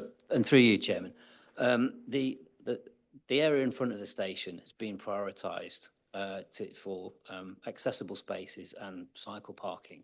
So the area that's set aside for cycle parking has a big covered area, but there is room in that area. It's not actually mentioned specifically in the application, but there is room in that area to have have you seen those Brompton cubes? One could go in there quite happily. If you're not aware of that, it's basically a very large sort of metal box with it's like a locker, a series of lockers, like you get parcels. And into each one of those can go a Brompton bike, and you join an app, and you can hire a bike, pull it out of the locker, get the code, open the locker, and away you go on your bike. They're pretty popular around Birmingham, my home city, and you know, pretty much all across the UK, as far as I'm aware. Very popular. You ride the bike, and you bring it back and put it in as a deposit. So in answer to that, not part of the planning application. It is a lot of detail, but no reason why that couldn't be brought forward. In terms of the bus side of things, the brief that we have and the application, it isn't for an integrated bus station and railway station. Now, I can't tell you why that is. There is already a bus station in Northampton, which I understand is relatively recently being refurbished. So I can't answer why we aren't sort of clearing the bus station site and building both on this site. That's a matter for I guess, for the council. But this is the application in front of members this evening. But what we have done is worked really carefully with officers rather than councillors on the connectivity between the two things. I mean, the bus routes, obviously Black Lion Hill, major public transport route, into the town, bus services, regular bus services going on there. There's a new ramp proposed which takes you from Blackline Hill to the station far more efficiently than it would if you were to bring a bus down St Andrews Road and turn it round, drive it round the station and take it back out. That's far more efficient. Does that answer that question? And sorry, Councillor, what was the third one? The last point was about the structure of the car park itself in terms of carbon reduction. So there's no planting. Modern design these days is quite common to have living buildings or living, breathing car parks where you've actually got the opportunity to have greenery on them. Benefits is obviously it looks better, it looks more natural. The second thing is it's an opportunity for natural carbon reduction. Okay, on that point, you're quite right, the car park doesn't actually have those green features on it. The scheme overall has quite a substantial increase in biodiversity net gain. There are some self-set trees on there. As far as I recall, they are to be replaced with extensive, well, much more planting, shall we say? So there is a net increase in what's there already. I wasn't involved in the specification of the actual building, so I can't tell you why that wasn't brought forward. Right. Councillor Kalu? Yes, through you, Chair. Thank you. Sorry. You said about the cycling hubs or cubes or boxes or whatnot. We tried as far as I'm concerned, and I'm thinking members on here as well, that we had the Barclays cyclings not too long ago in Northampton. And I don't think they seem to be working because they disappeared. And now we obviously changed them into voice scooters, which is also another nightmare. But why do you think that would work? Bringing back the cycling kind of implementation and then obviously putting them into sort of boxes, because all we're going to be ended up with is bicycles being picked up at places where they're not supposed to be at. And my other concern, obviously, is the height of the car park. Present, at the moment is a real an issue in terms of visual impact, especially where you want the project to be at. It will undoubtedly mirror the heritage view of the Castle Mount in the Castlewood area.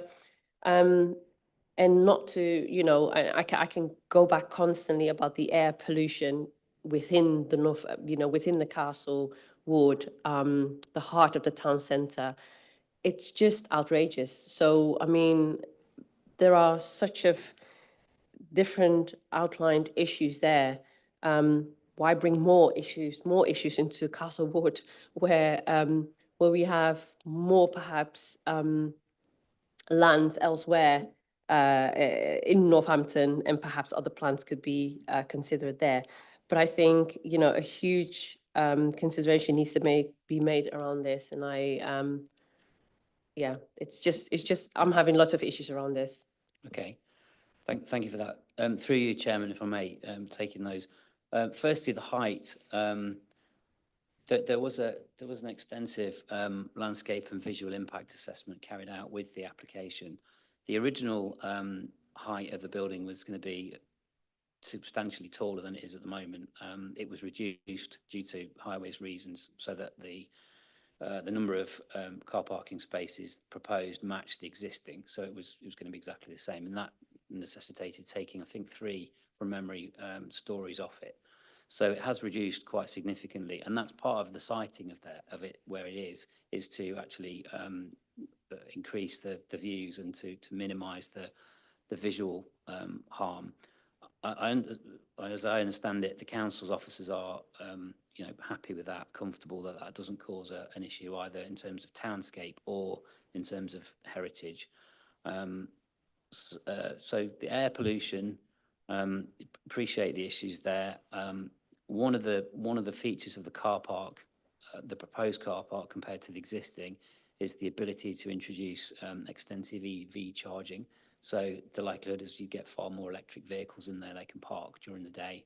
And so obviously they are, relatively, well, can I say pollution-free at point of use, shall we say. There's a debate about the wider thing. The cycle parking, I mean, when we were asked whether there would be any proposals for cycle parking, there is the opportunity for it. I mean, I can't predict the behaviour of the residents of the town and whether they would leave them lying around or whether they would cause problems. My understanding of the Brompton one, other folding bicycle brands are available, obviously. Of that particular one is that it does tend to appeal to what I might call your more serious cyclist, somebody who does that, hires those regularly, as opposed to more of a sort of, if you like, joyriding approach on a scooter or whatever. I've got no science or fact for that, but that's just based on experience. Okay, do we have any more questions for the speaker? Thank you, Robert. Officers, is there anything you want to come back on?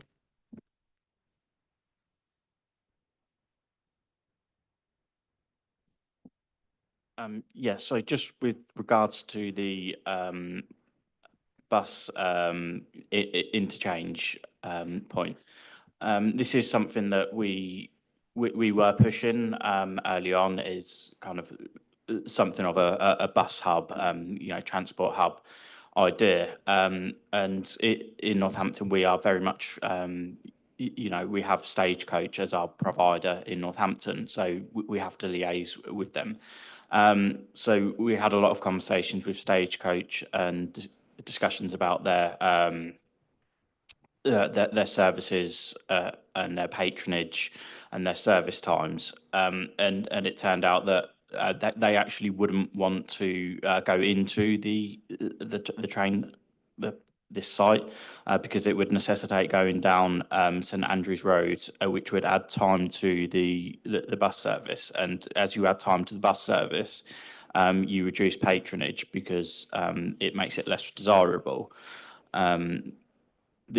The only other potential option would be to come in off of the Blackheim Hill where the hotel is, but then there's massive levels differences which would make that unfeasible from an engineering perspective, and so it's not really an option from a bus point of view to make it an interchange, because that is something that we looked at in terms of, I think you've got that kind of arrangement at Milton Keynes and other places that we said to look at as an example.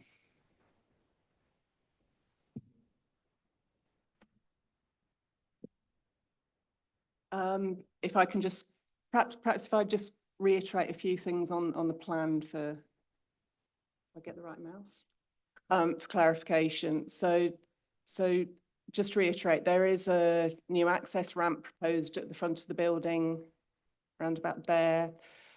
There's been mention about accessible parking spaces. So just to highlight that there are spaces nearer to the station there. There are other spaces plus EV charging points within the car park itself.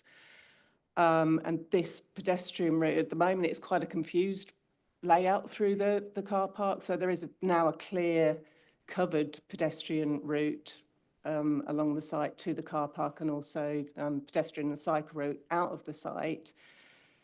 The new crossing would be roughly about there, and as we've said, that would be a new pedestrian crossing which provides more direct access to the bus station, which is a relatively new development within Northampton.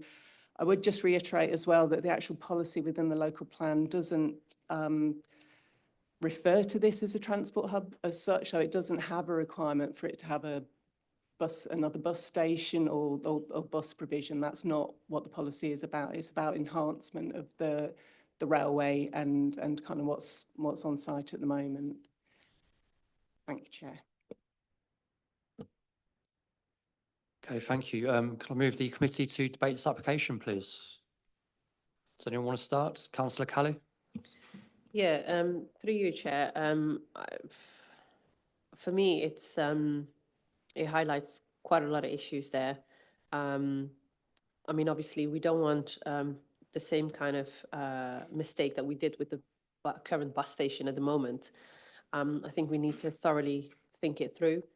Hence, it's obviously coming back twice again, I think, to planning. There are lots of issues that really doesn't sit well with me. So, I mean, I'll leave it to the rest of my colleagues. Councillor Harris? Yes, just picking up on the point you've just made, Nikki, I agree it doesn't say in the local plan, but it's this example again where we do have the local transport plan, which is a fairly recently adopted policy, which is pretty chunky, quite significant.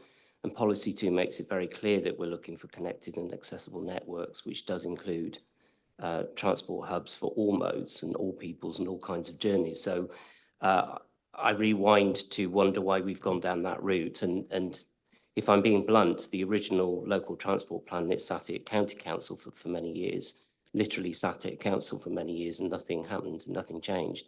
So either we use the policies to inform what we're trying to achieve, or we don't, and I don't know why we have them.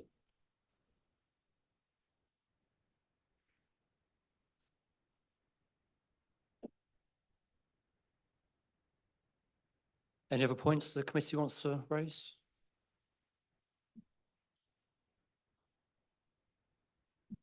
Councillor Purser? Yes, thank you, Chair. Yes, I am concerned that we're committing ourselves to a direction of travel that's going to commit us to a layout for the next period. And for example, I see the pedestrian way seems to be far from ideal on the site. We've also got to take into account that the future residential-led development will produce pedestrian movement. That really isn't shown on this diagram, and what the implications of that are. I just think we need. Why I'm concerned about this is that I know that consultations have happened from the developers, but I'm concerned that they've not taken into account the developing plans within Northampton that have been happening, and that includes the transport plan, the walking and cycling strategy, and of course we've got a town centre master plan that's being developed at the moment, and all these things are about a town that will have grown very substantially in population, and we've got the Greyfriars development that's going to produce a significant increase in housing and population. And I'm very concerned that we're going to concrete ourselves into a plan that is going to mean that we can't then come along later and come up with a more creative solution. And that part of that is kind of thinking about the relationship with this phase 3 site, which is a residential site. So why are we splitting up the two bits of residential development in this site? Wouldn't it be better for them to be located together?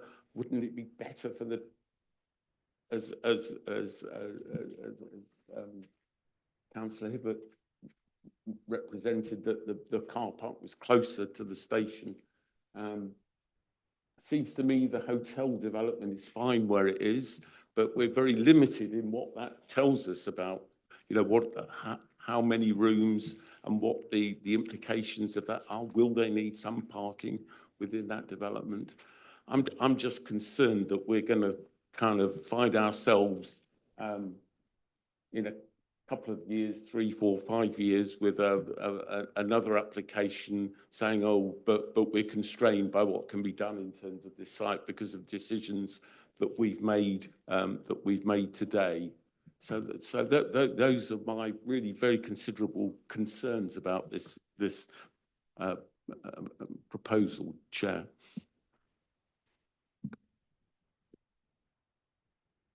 Sorry, through you, Chair, just to come back on the location of the car park and the residential, there is a requirement, obviously, for whilst the new car park's being built, for the station to maintain car parking availability. So that in part has kind of dictated where the car park goes, as well as trying to maintain the flows of traffic, concentrate them down one end of the site. So just to clarify that point. Councillor Pipes? Yeah, I'm struggling. Can you just go past, come back to me again on the stagecoach rather, stance on this. They don't want buses to go to the railway station.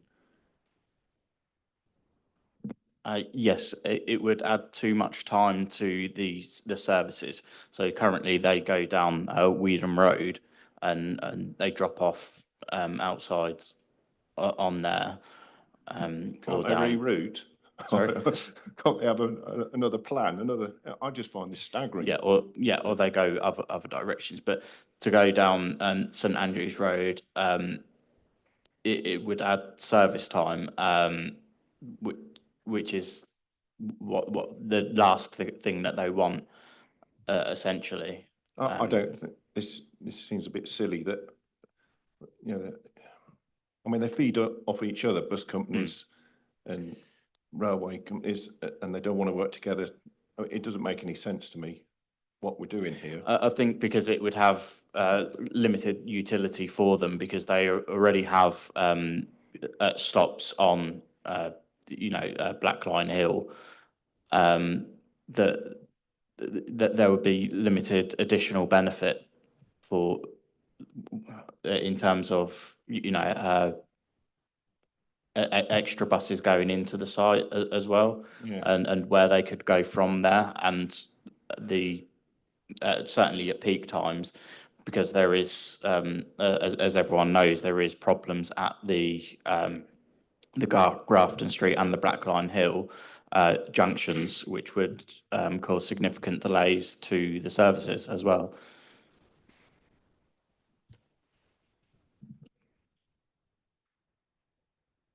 Councillor Manners? I'm unsure about this, but hearing the opposition to it, hearing and understanding the logic, I understand why we've got to move the car park or build a new car park before we close the old one. I get that completely. It's the bit in the middle that is the challenge. And I think the idea of a car-free hotel is also fanciful. We should be picking up on Councillor Harris's point, we should be putting solar on top of these car parks. I mean, we should be leading the way on that sort of activity. It just seems that we haven't joined all the dots, and we should be joining the dots, taking Councillor Purser's. This is a 1 in 100 years or 1 in 50 years opportunity to get it right, and we should have the community around us and supporting this. And it sounds like it's just slightly too developer-led. Councillor Gaskell, please.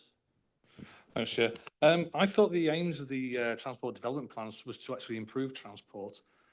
This implementation seems to prioritise residential and commercial development at the expense of transport. So that's where I struggle with that, with them lines, same lines. I get the hotel. It's kind of like did you actually? Sorry to interrupt, you guys. Did you actually go to Milton Keynes and review there? You come out the train station there, you got taxi ranks straight away. Then you walk a little bit further on, you got car park. You walk a little bit further on, you've got bus stations, buses. This has got nothing like that. There's hotels to the left and right. They don't implement things, and I do get Milton Keynes is a car city. So.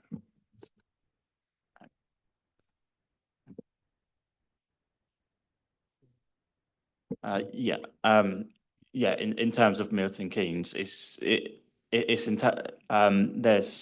site constraints here, where you don't have the opportunity to do what Milton Keynes have done, and you already have the bus station where it is, so you have to work within that context and make the best with what we have, unfortunately.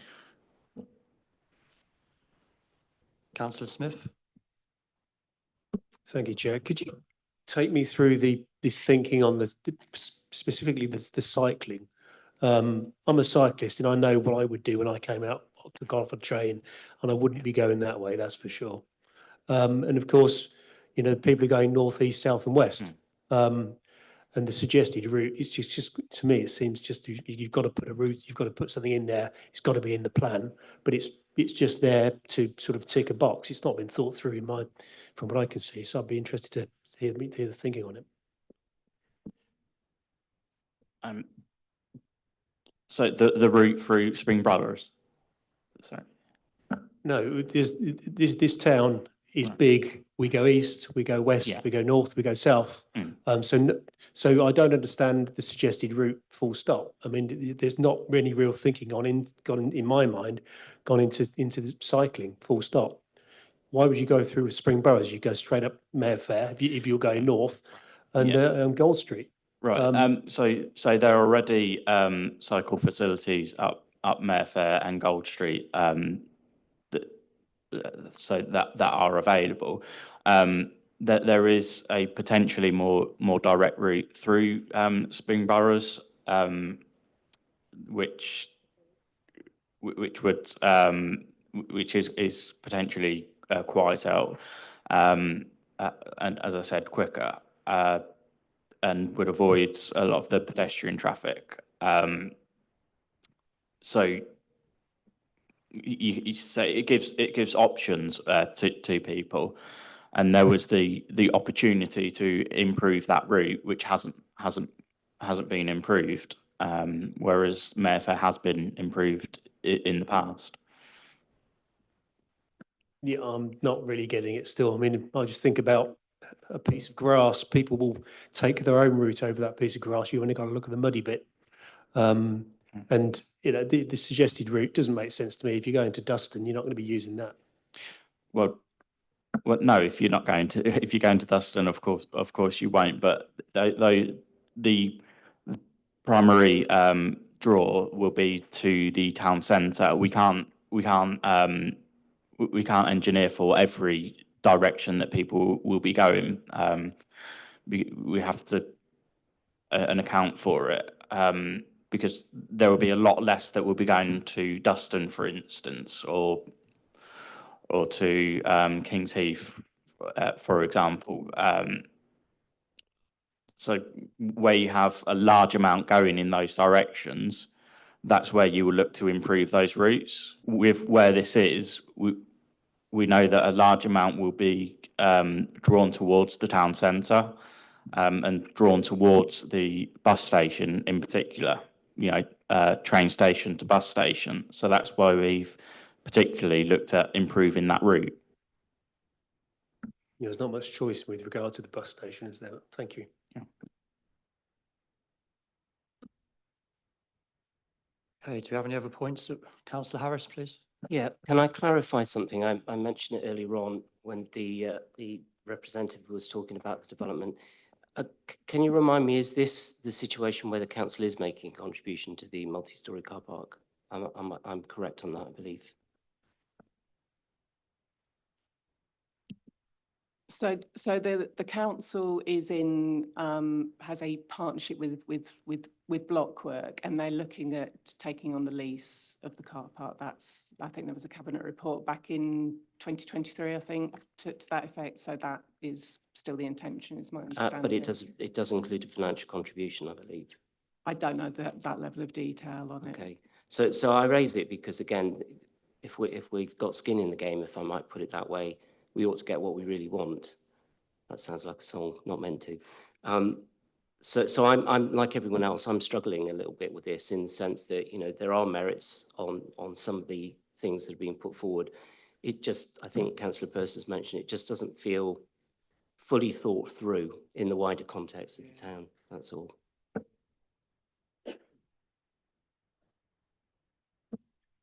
Okay, I don't want to speak for any committee members here, but it sounds like maybe a deferral is wanted so they get more information on the rest of the actual site, phase 2 actual master plan, etc. Maybe a whole plan for the whole site, maybe redesign. I'm not.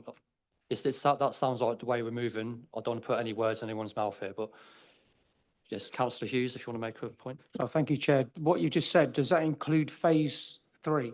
Because I believe phase 3 is going to be residential properties.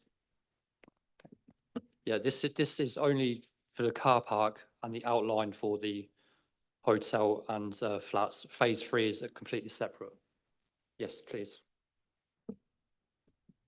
I mean, this is a complicated scheme, and there's lots of issues that you've been raising in the debate, but unfortunately, the normal rules apply. You've got to determine a planning application that's been put to you. The policies that are most applicable are the ones in the local plan. The local transport plan is a material consideration. But I think you're in danger of sort of trying to think, hey, let's get what we really want out of this site, rather than just going back to the basic principles, which is you have to determine this planning application based on the material considerations and the. So if you're looking to defer, or you need to think, what information do you need that's going to help you determine this planning application? You've really got to think that's your role here. Whether the council are going to manage the car park isn't really relevant for this planning committee, I'm afraid. We can't say, oh, the council's got skin in the game, therefore let's get something better on here. Again, as you know from the training we've done and all the other, every time we advise you in these difficult situations, you can't redesign the scheme yourself. If the committee have concerns about the scheme, you've got to identify what those concerns are. If you want to defer it, you've got to identify what information you will need relative to this application. I don't think we can go down the route of deferring it to say, let's wait and find out what comes up the next phase. That's not a reason for deferral. From the local plan allocation, it's very clearly 2 separate parcels. You've got a planning application for 1 parcel. That it ticks the boxes in the relevant local plan policy. That's your key material consideration. The last item you found fault in the key policy AL4, and we could identify what that was. But I think if you look at the checklist on the local plan policy in here, I'm struggling to find what it is that you would be concerned about. And correct me if I'm wrong, Nikki and Chris, this scheme is not fixed. That layout's not fixed. It's to scale, and was it? So it's the fixed element of it is a kind of the vehicular routes and outside landscaping and the multi-storey car park. The residential element and the hotel, the layout of those is a reserved matter, and the detail of how the buildings would look. Do you want me to advise a bit further? I'll have councillor Harris's comment, and then we can. Yeah, I mean, that you make a fair point about the policy issue, but if local transport plan is material in the mix here, so I'm not satisfied that it meets policies 2 and 3 of the local transport plan. I think there are better schematics, better designs, better options that could be put forward. And also, if you look at the relevant policy, which is A1, yeah. I'm not sure it satisfies all of the points under section J, if that's H, or might be L, actually. Some of those points under there around the conversation we've been having about the permeability of the site with pedestrians and cyclists and improved safe connectivity. There are some areas in there that I think, again, I would argue that it doesn't yet quite tick the boxes on.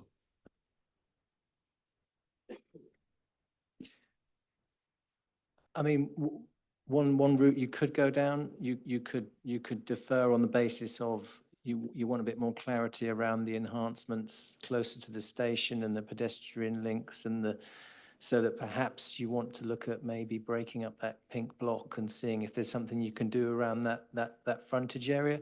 That's much more specific to the scheme, and then we could look at those elements of the local transport plan and see if we can get a little bit more closer alignment with those proposals. But just to remind you, there's nothing in the development plan policy that requires a transport hub here. It really is an enhancement, sort of quite broad-based policy that you're looking at. But we could perhaps, if you did defer it, you could do it on the basis that you want to see a little bit more scope around where that housing development scheme is, to see if we can get some more improvements and links to the bus station, perhaps some more accessibility links, that sort of thing. So, because I think what my underlying feeling is you want more integration with the railway station and more understanding about the transport elements of the scheme. Chair, if I may, there is one other area that concerns me, which I've alluded to, which would be relevant in regards to policy Q3 of the Northampton local plan, which is about carbon and carbon reduction issues and JCS S10 and S11. I do think there is more that could be done in terms of the design of the car park itself to contribute towards carbon reduction.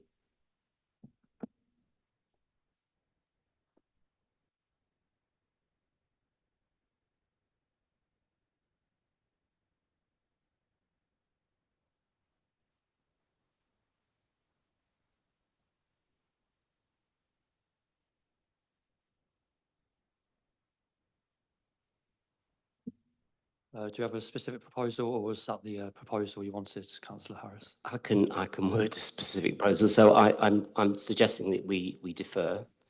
I think we need further clarity around the issues identified in the local transport plan, specifically policies 2 and 3, in regards to that connectivity issues and pedestrians access and cycling access. There are a couple of points I would mention in policy A1, which relate to section L, I think it is. No, it's section I believe. Which is around the, again, it links to the issue of high quality development regarding permeability with the site for pedestrians and cyclists, improved connectivity, which I think points 3 and 4 that's mentioned in there. And then there's the other area for me, which is around the design of the car park itself and how that contributes to policy Q3 of the Northampton local plan and also the joint core strategy policies of 10 and 11, S10 and 11. Okay. Sorry, one more thing. Would we be looking to have phase 2 and phase 2A together with the car park, or are we happy for them to be heard separately?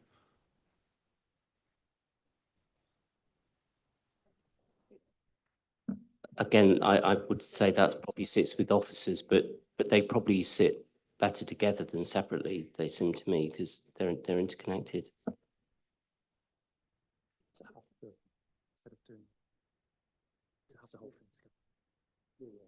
we know what's actually the whole master plan for the whole site, so just doing, no, just the car park, residential and retail. That's not what before, we're dealing with a hybrid scheme, so. We could look at, when we look at master plan there.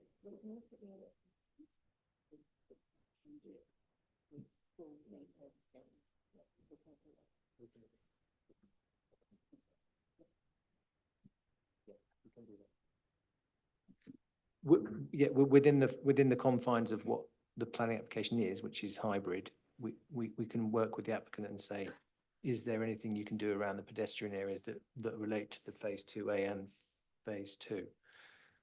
Yep. Okay. If the committee is happy with that. Yes. Okay. So we have a proposal from Councillor Harris for deferral. We will move to the vote. All those for. Sorry, it's been a long day. Do we have a seconder for Councillor? Thank you, Councillor Kelly.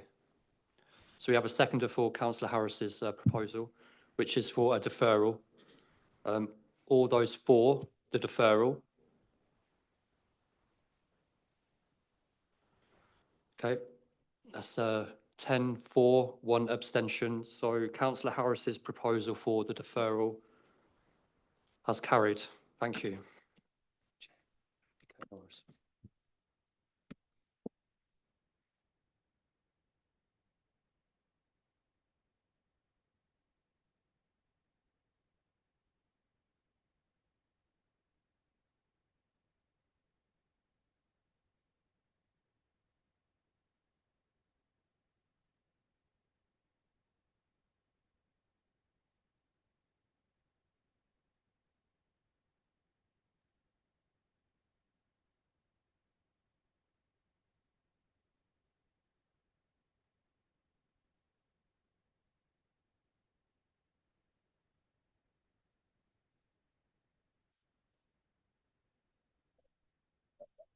I'm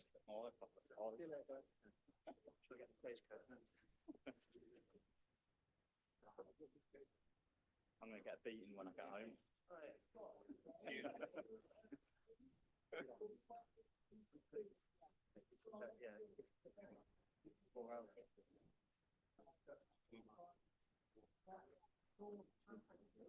Thanks, guys.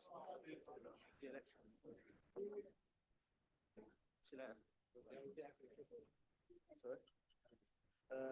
Yes, so you go, oh, you either put the PDFs, so you go to Zoom.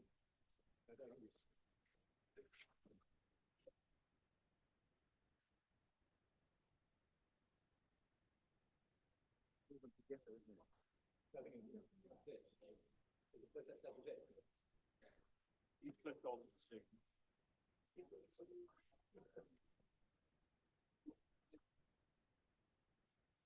Share button. Share. So you should go.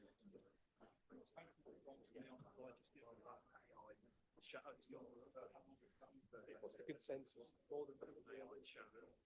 I think the point I was at, then just at the end of my presentation, to go.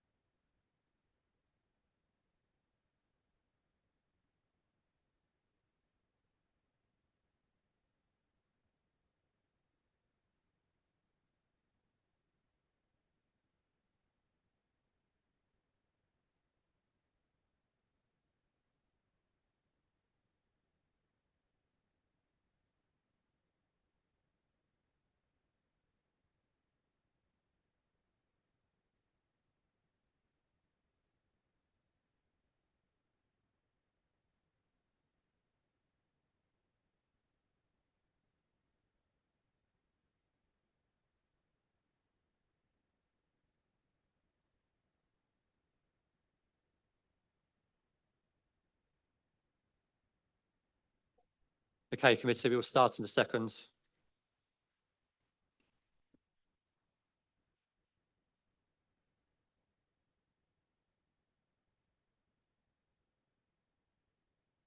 Okay, so moving on to item 7, application number 2025/1147/MAR.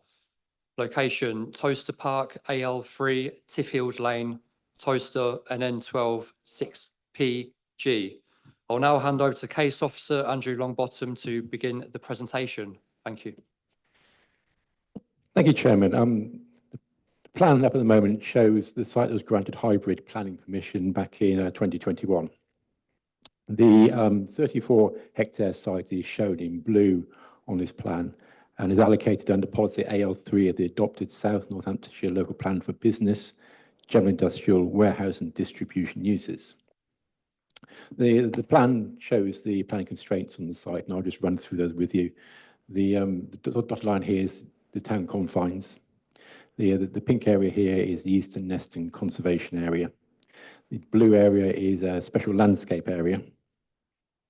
This area here is a historic landscape area and a potential wildlife site here. Bridleway SP32, which is the subject of a stopping up order, runs through the site here. Footpath SB1 goes from the kennels site up towards the village of Caldicott. Bridleway RK2 runs adjacent to the site, and footpath RK1 runs here parallel to the site, but just a little bit further away. There's a further bridleway here, which is SP52, which just links Tiffield Lane to a crossing across the A43. So the village of Tiffield lies in this direction here, and Caldicott is over in this direction here.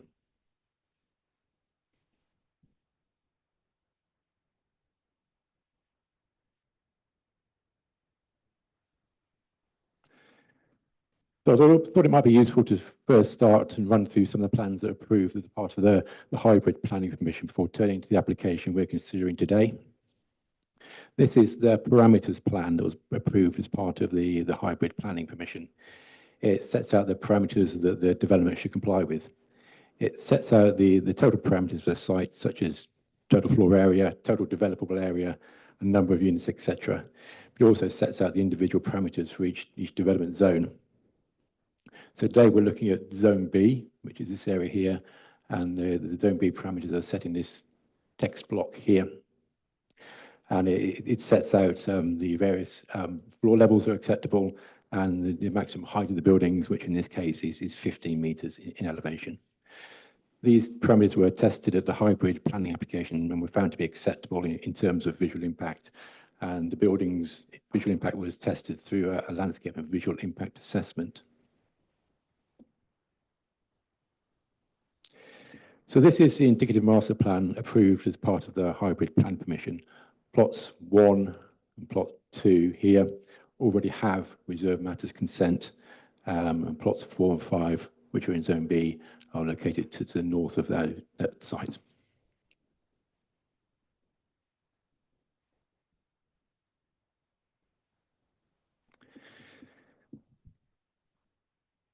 So the permission was granted was a hybrid planning permission, i.e. it's part outline, part full.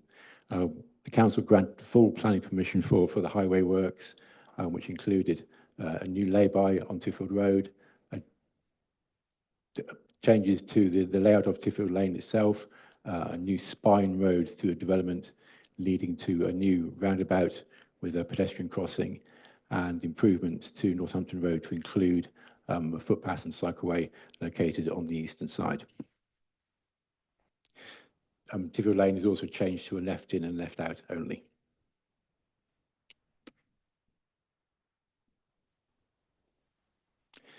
So this is the formal site plan for the site we're considering today, and it's located on the northern periphery of the site. This is Williams Barnes, which has got a basic commercial development with one residential property, and then you've got the Brickyard Kennels here, which is again a residential property with a commercial dog kennels attached.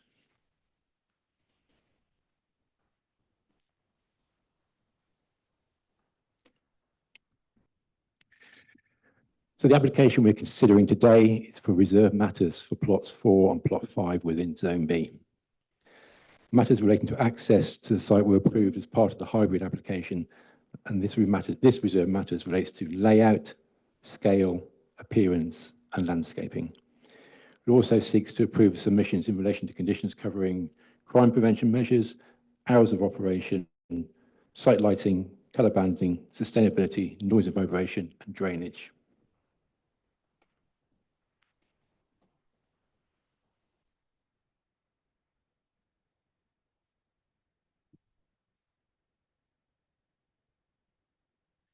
And issues relating to traffic movement or other issues relating to access to the site not for consideration today, nor planning matters such as air quality, biodiversity, or developer contributions, for example. The plan currently on the screen shows the relationship of plot 4 and 5 with each other and the wider site, and you can see the main spine road through development, which has got full planning permission. And again, there's changes we had to Tiffield Lane here, so it sets out whereabouts in the site we're looking at. So looking at plot 4 in isolation to start with, again, you can see the main spine road coming through here to the front of the site. It has it includes a service yard with loading docks located here, a refuse compound located here. Employee parking is via a separate access and is located at the front of the site. The office element, which we'll see on the elevations later on, is this part here, and it looks out onto the staff parking area. The building is 72 metres in length and 59 metres in depth.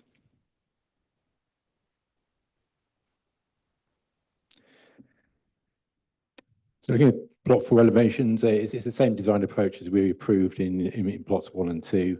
We've got the colour banding, which goes from a dark green to a light green, and the light grey, and then to a white at the eaves level. The roofs are of a barrelled design, in keeping with what was previously consented on plots 1 and 2, and it is 12.1 metres to the ridge height.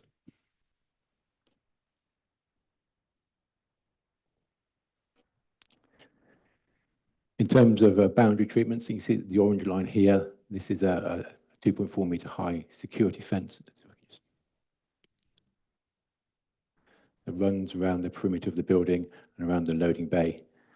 It finishes at the point here, and there's a knee rail that runs around the perimeter of the staff parking area.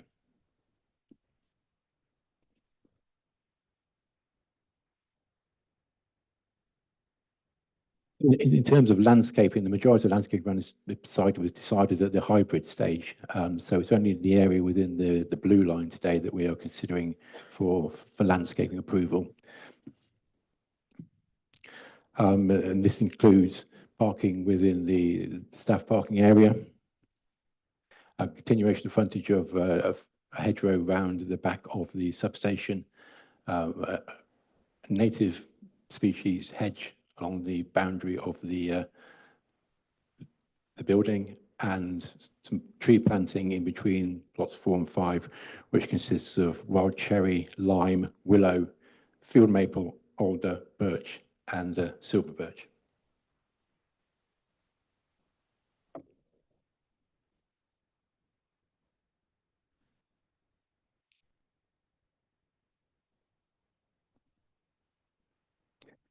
So turning now to plot 5. Again, you've got a service yard to the front of the site with a refuse compound, loading docks, and further HGV parking here. You've got employee parking, again, via separate access to the side of the site. The office element of the building, again, is this area here, and looks out over the car parking area that's to the front. The building itself in dimensions is 146 metres in length and 80 metres in depth.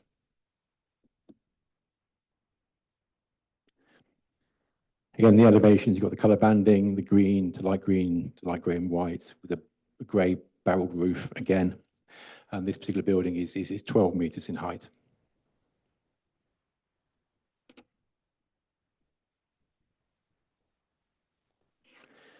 it takes the same approach in terms of boundary treatments with a 2.4 metre high security fence around the loading yard and a knee rail around the parking area. The blue line is retaining structures, and we can have a look at those a bit later on in the presentation.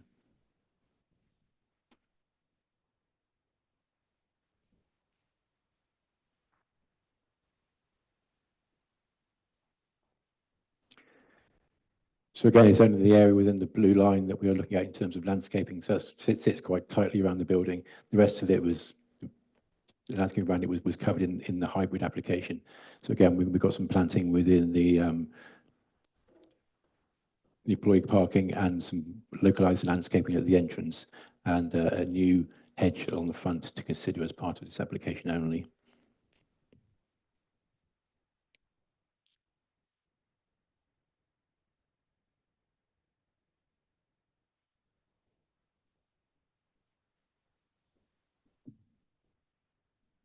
So these cross sections show how the units are built into the landscape. So if you look at the northern boundary of the layout, where this goes into the open countryside, you've got a retaining structure here of about 5 metres. So the building is sat 5 metres lower than the existing ground level at that point.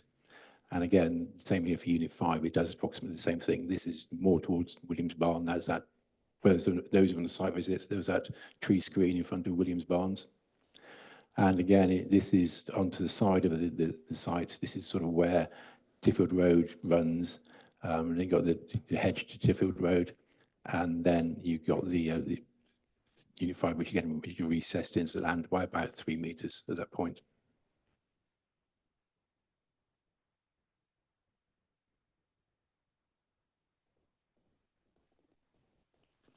And this shows the relationship between Unit 4 and Unit 5. So Unit 4 sits on a slightly higher land level than Unit 5, and there's a retaining structure to help rationalise the land levels, but you also got a slope here with that planted area, which we talked about earlier as part of the landscaping scheme.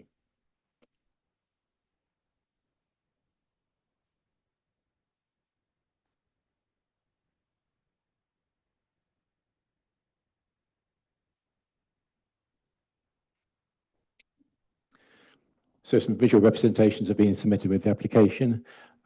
This is the first view, which is Unit 4, and that's a view from within the staff car park looking at the building.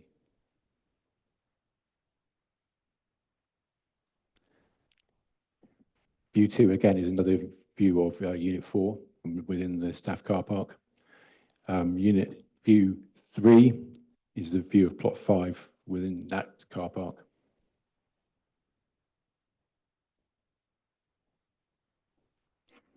And this is a view along the new Spine Road. So that is Unit 5. We can just see on the side here, and it shows the proposed landscaping as it is proposed to be along the Spine Road.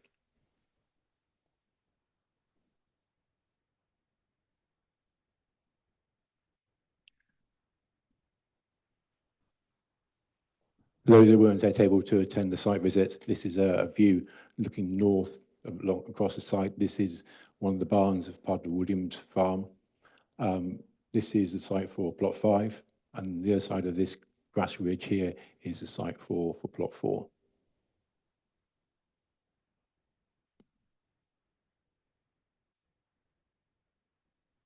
And this is taken from within the site, approximately where plot 5 will be, and is looking south. So you've got the A43 that runs to the other side of this tree line here. Toaster is located around about here, and this is a tree line associated with Tiffield Lane.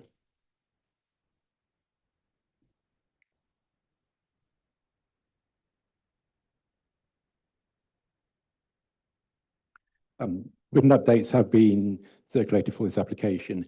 In terms of conditions 4 and 12 relating to sustainability and the future mezzanine floors, there was some minor drafting in the conditions which just need to be corrected. With regard to condition 10, which relates to providing further details of refuse storage on site, as we saw, the submitted plans do actually show the bin storage areas, so actually that condition is no longer needed. Apart from that, the application is recommended for approval for the reasons set out in the report. Thank you. Thank you, Andrew. Any questions from committee, please? Councillor Pipes. Can we put a condition that all traffic, because it's quite close to the A5, this setup, that if it's going north or south, go on the M1 and not on the A5? Because it'd be quite tempting for someone to go, oh. Sorry, HGV traffic, I mean by that. No, we're not dealing with transport issues today. We're just looking at. But can we put that as a condition on the approval? No. We can't, because we're not dealing with transport. That's not one of the planning considerations we're considering today. Okay. The transport issues were dealt with at the outline stage. Yeah, for the overall. So they have been yeah. considered, but it's just not part of this application. They've all been dealt with by the hybrid application. Yeah. Councillor Manners. Well, the transport issues haven't been totally agreed because the Donkey Lane, the Tiffield Lane, is going to be closed, isn't it, for temporarily? And that detail hasn't been fully agreed as to when that's going to happen. And then the second more important point is the roundabout, the new roundabout. I've mentioned this in writing. It is absolutely essential that we have 2 lanes on the A43 open. Because if it's 1 lane, as was happened with the Toaster Relief Road, the chaos that has ensued for the last 18 months. So I know it's not part of this, Andrew, but when IM Properties and National Highways come back, Sarah Ball has also written to National Highways, we have to have 2 lanes on both sides on the A43 operational, otherwise chaos will ensue. I mean, it's a very valid point. You know, we've all seen the traffic jams which are associated with the access for the Toaster South. You know, and I know I appreciate the point of view and where it's coming from, but it just isn't something that falls under my remit. I know it doesn't, but all I'm doing is mentioning it because Nikki's here too, and it's just really important. I would like it minuted, please, Diana. That would be very grateful. And the Donkey Lane, when is that? When are we going to know what's happening there in terms of the closure and then the reopening and the redirection of the Donkey Lane? Because the residents of Caldicot are particularly interested in that. And there is a condition which sets out the programme of highway works, and I can certainly could you send that get that to you, and then that sets out. It doesn't set out timings. It set out what order things happen. Well, we should be getting to timings because we're giving planning permission. I mean, what you do when you it sounds really murky. This. So if you're living in Caldicot, you don't know what the hell's going on. Well, in terms of planning permission, you're granting a license to build, and the build, what speed the developers build out at is a matter for them. So it's not something we control. Yeah. So what order they do things, and what actually point in the development process they get actually to do that isn't something which we can control. But we can certainly ask if they can give an approximate timing for when that works will be carried out, and we can perhaps get that from them. But it sounds to me like giving all these planning permissions, we're losing any lever we have. That's what worries me. I think it's different parts of the development fall in different remits of different controls of different bodies. So basically, when you look at closing a lane or a road and how that's done and how those particular works are done, that's agreed with the local highway authority. And that's not we just. But we lose all leverage. But I understand exactly what you're saying. That's why we're just rolling over. But no, it isn't something which it isn't effectively something which we control. So we're not rolling over. It's something which is controlled by a different body. The council still has control because it's still the council's local highway authority, but it just doesn't fall under the remit of. Well, I do hope our highways have shown more teeth than they have done in the past 4 years. So it is still under the control of the council. It's just a different regulatory branch. Okay. Anyhow, I've made my point. Thank you. Okay, do you have any other questions to the officers before we move to the debates? We don't have any speakers on the list today, so yes, of course, Councillor Harris. Andrew, I think you mentioned it, I might have missed it. The only objection that's on this application was the lead local flood authority. And did I hear you say that has been resolved? That's been resolved, yes, that's all resolved, yeah. Thanks. Okay, so I'll move the committee to debate this application, please. Councillor Purcell. Apologies, Chair. I propose we accept the officer's recommendation on this application. Okay, do I have a seconder? Thank you, Councillor Manners. So we have a proposal to accept the officer's recommendations.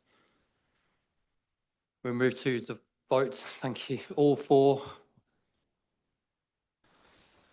Okay, thank you. One abstention. So the proposal to pass. Yes. Yeah. So the proposal to accept the officer's recommendation has carried. Thank you.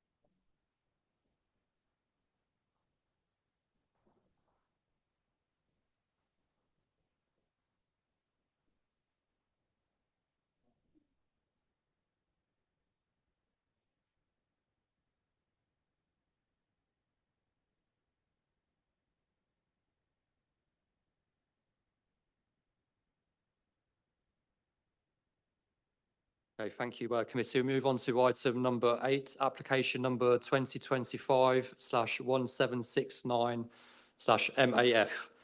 Location, Cab Seating Limited, 1 Stone Circle Road, Northampton, NN3 8RS. Before we start, I will just say this is in my ward, just in case anyone was wondering. So I'll move on to the case officer, Shivesh Shidar, to begin the presentation. Thank you. Thank you, Chair. The following application is for the demolition of the existing units on the site of Cab Seating 1 for the erection of 2 employment units for Class B8 use, and this also includes the implementation of additional access from Stone Circle Road. So just to provide some context of the site, the application site, as denoted in red in the left-hand side plan, is approximately 5.45 hectares in size and is located in the northeast of the A43 and is within the Round Spinney industrial estate. On the image on your right here, this whole area is the industrial estate, and this is the site here. So to the west, we have the A43 road with a pedestrian lane as well, adjacent to that. We have some woodland and existing vegetation along this western belt, and that also covers around to the northern boundary of the site. To the southern boundary here, we have Stone Circle Road, and again, we have some existing vegetation, pedestrian cycle links along this route. And then going further east, we have the industrial estate with the industrial units of commercial industrial use. The existing vehicular access is currently within this region here, and that is accessible off of Stone Circle Road. The following are some images of the existing sites. So the above line of images are of the existing industrial units. These are taken from the south of the site. This is also from the southwest of the site here. As you can see from the images and from this bottom middle image here, it demonstrates extensive screening around the site, particularly here. This is along the western boundary. And from this 3D image here, I'll just take you through it. This is the southern boundary, Stone Circle Road here, the existing site access over there. And then you have obviously pedestrian route here, the A43 along there, and then there's existing tree belt. As you're going down the A43, the site itself is flat, but as you start to go down the A43, it does start to go descend in terms of slope. These are just some existing elevations of the existing industrial units. The heights go from around 8 meters to approximately 30 meters in height at its maximum. As stated previously, the current unit is in Class B2, B8 use, and the unit itself is approximately 21,230 square meters in size. So the application proposal here is for 2 industrial units. Unit 1 is the larger units, as you can see to the bottom here, and Unit 2 is the smaller units to the top here. There's associated parking with Unit 1 along here on the west and also to the south. The parking for Unit 2 is on the top here on the west side of the unit. We have some loading and docking bays associated with the units for Unit 2 here. And again, some loading and docking bays for Unit 1 from here, which is accessible from the existing route from Stone Circle Road. And the additional route as proposed by this application is highlighted here on the bottom left of this image. And this provides access to the Unit 2 unit and the car parking spaces associated with Unit 1. In terms of total GIA between the 2 units, it's approximately 24,000 square meters in size. So the plans here before you are for Unit 1. So as you can see here, this is the warehouse space, and we have some ancillary office on space here associated with Unit 1. So this is the ground floor plan here on the Croft. And for the office space, these are some blown up GA plans from level 1, level 2. Sorry, level 0, ground floor level 1 and level 2, again, for some office space associated with the use of the unit. The proposed use of both units is the Class B8 use. And this is some elevations of the Unit 1 unit. The unit will approximately be 16,586 square meters in terms of general internal area. As stated, it's predominantly warehouse space and some ancillary office space. The heights of both units will reach to 18.5 meters in height. Unit 1 is provided with 140 car parking spaces, including 15 accessible bays, 17 docking stations, 39 trailer park bays, 7 motorcycle bays, and 15 EV charger points. These are the plans for Unit 2. So as with Unit 1, it's fairly similar in terms of what's been provided. We have the sort of loading docking bay. I think there's a docking bays here along the elevation there. And then again, we have the similar layout with the office spaces going up to like a mezzanine and then a second floor space up here just for office space. And that's located on this portion of the unit. Again, the height of this unit will reach 18.5 meters. The external appearance, as with Unit 1, is of some neutral colours and will be constructed from metal cladding, not too dissimilar in terms of materials from the existing unit. In terms of provisions for this unit, it'd be approximately 7,074 square meters of internal floor area, and there would be approximately 16 car parking spaces associated with this unit, including 6 accessible bays, 3 motorcycle bays, 6 EV charging points, 7 docking loading stations, and 10 trailer park stations. Sorry, trailer park bays. This plan is the proposed landscaping plan. So you'll recall from the image at the beginning when I was showing the existing site context, we have this extensive belt of vegetation and woodland to the north and the west boundaries and partially to the south. This is retained to the north and west boundaries in its predominantly in its entirety, particularly the trees. In terms of designations with the site as well, there were no TPOs recorded on the sites. And in terms of ecology, there have been no objections raised in regards to this. What is noted is to provide the additional access here, there is some loss in vegetation in terms of BNG. This is being mitigated in terms of provision through the purchase of BNG credits, which is in line with BNG strategy in order to meet the BNG requirements off-site. In terms of the recommendation, so in lead up to this, there have been no objections raised through public consultations, and there have been no objections raised from consultees following a series of amendments and agreed conditions. These include discussions with ecology, highways, and landscape, a landscape officer to note. The benefits of the scheme include the provision of additional employment space and economic benefits brought about through the construction phases and the generated job creation as a result of the proposal. And this is considered to outweigh any negative weights resulting from the loss of BNG land, which is somewhat mitigated and compensated through this use of biodiversity credits to ensure that any lost BNG land is made up off-site, as well as the provisions that have been made on-site as part of this proposal. Therefore, the officer's recommendation is to delegate this to the Associate Director for grant of consent subject to conditions. Thank you. Thank you. Councillor Gaskell, please. Thank you, Chair. No provision for solar panels? No? Not as part of this proposal. In terms of sustainability, we have EV car parking spaces proposed as part of this for each unit. They're sort of in line with the transport standards, but no, in terms of solar panels, it's not proposed as part of this proposal. Okay, I think you're missing a trick there, but okay.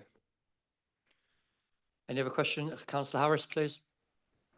Yeah, thank you. Just picking up on that point, it does talk about air source heat pumps, though, I think. So there is some BREEAM standards, pretty good, but I agree it's always a missed opportunity not to put solar on the roof of a shed or two. Just on the BNG element, am I correct that the credits are buying into a national scheme as opposed, because I don't think we have a local scheme yet for biodiversity credits. So is that correct? So the credits that they will be buying will go into a national scheme, wherever that might be. The reason I raise it is because I know it doesn't probably sit with planning. I don't know exactly who it sits with in the council, but we could do with our own scheme sooner rather than later to make sure that we are taking advantage of these biodiversity net gain credits, because why do we want them going elsewhere? We should have them here. So it's just a flag on that, really. And the only other point is, are there any issues around, we talked earlier on ad infinitum about the local transport plan, any issues around pedestrian access for people who may work there, or cycling access? Is that included in the plan? Thank you, Councillor. So I believe the first point was regarding BNG. I believe it is a national requirement, and in terms of making sure that's secured through the conditions, it's I believe it's, I forget the exact wording, but I think it's prior to commencement of development for the provision of that, so that we'd have to have sort of a guarantee of how that's provided, and I think the makeup of it has to be 7.52 habitat units, because it's specifically the habitat units in deficit. The other half of it is actually in excess by circa 800%. So in that half of it does meet it, and the other half of it would technically fail it without the provision of that off-site BNG. And the second point was in regards to transport, sorry. Yeah, the second point was accessibility for cycling to the location if, you know, workers want to cycle. Is there any cycling provision or anything of that nature within this plan? Sorry, thank you, Councillor. In terms of on-site, there is cycling space provision provided. And again, that's in accordance with the transport plan in terms of the numbers. In terms of it, there is some connectivity already existing because of there's existing cycle routes, I believe, outside the site. So those would inevitably then be formed to go into the site, and then so there is that connectivity from the proposal. Yeah, I'd just like to reiterate Councillor Harris's points on some of this BNG. Am I right that the further away they decide to spend these credits, the more it costs? Yes. And do we know how close we are to a local plan for this? Because obviously my ward is missing out now on this BNG and the inward investment it might bring for biodiversity net gain. I don't know how close we are to it. All I know is that there are ongoing discussions about trying to get something sooner rather than later, and our ecology colleagues and kind of other members of the council are in discussion about that to get something, because yeah, I think we all think to have it benefiting within our area is a much better way to go with that. Is there any other questions to the officers before we move on to public speaking? No, okay. Can I ask Richard Cook, please, agent, to step forward? Thank you.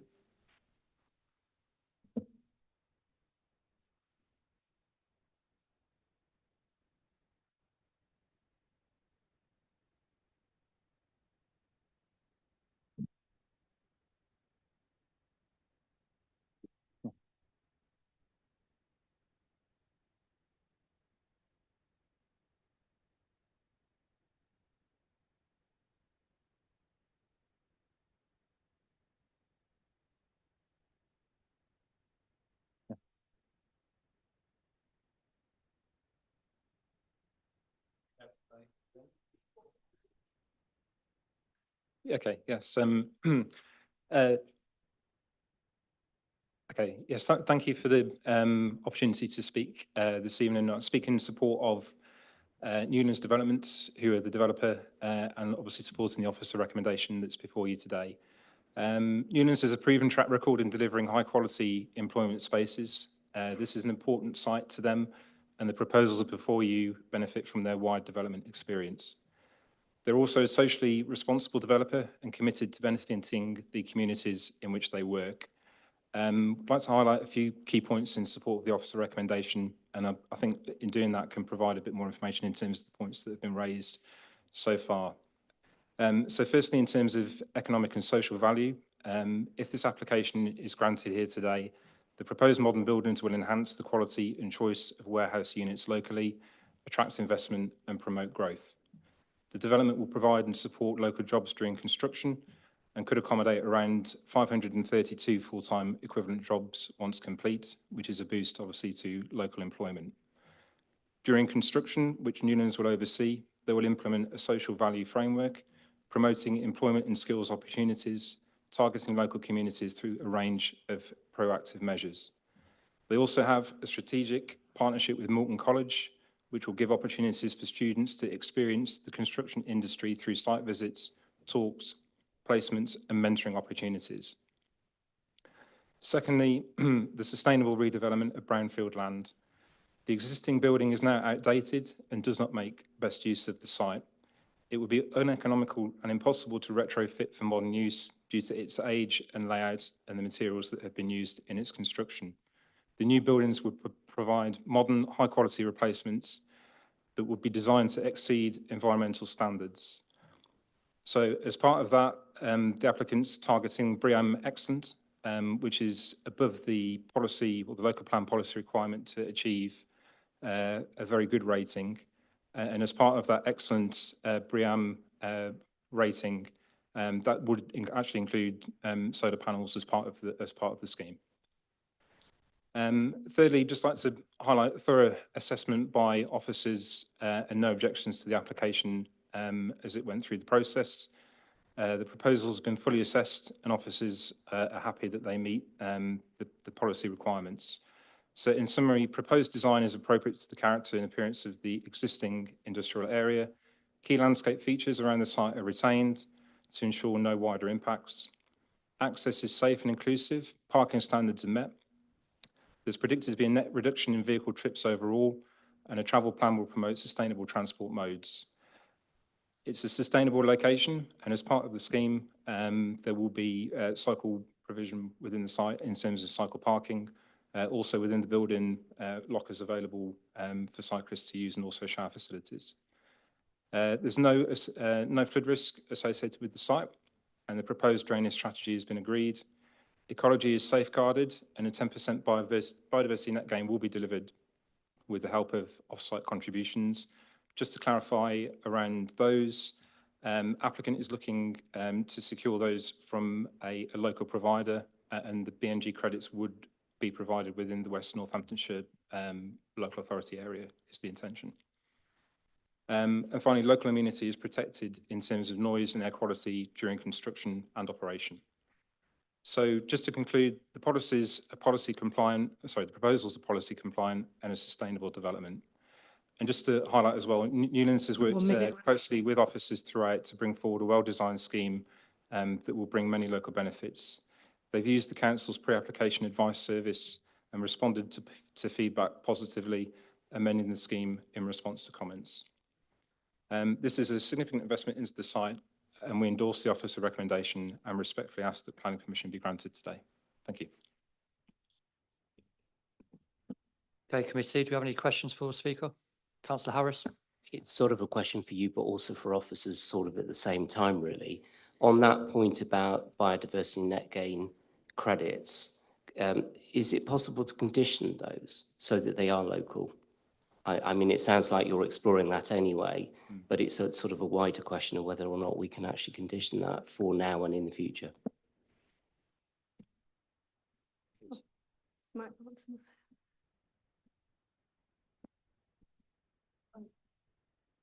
we can condition the biodiversity credits. I don't think we can condition, yes, yes, thank you.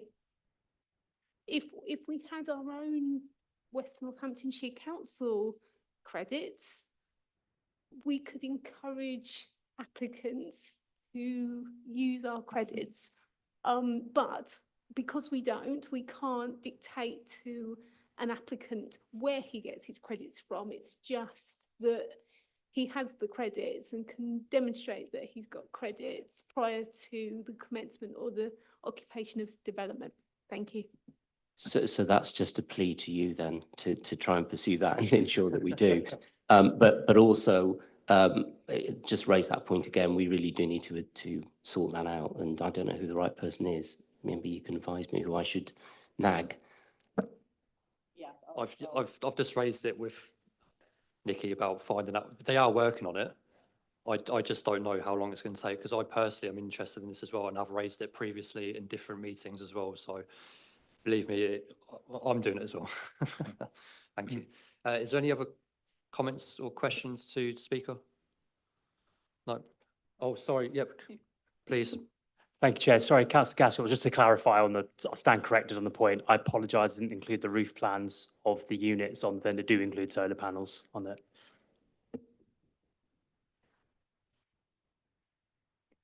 Okay, thank you. Can I move the committee to debate this application, please?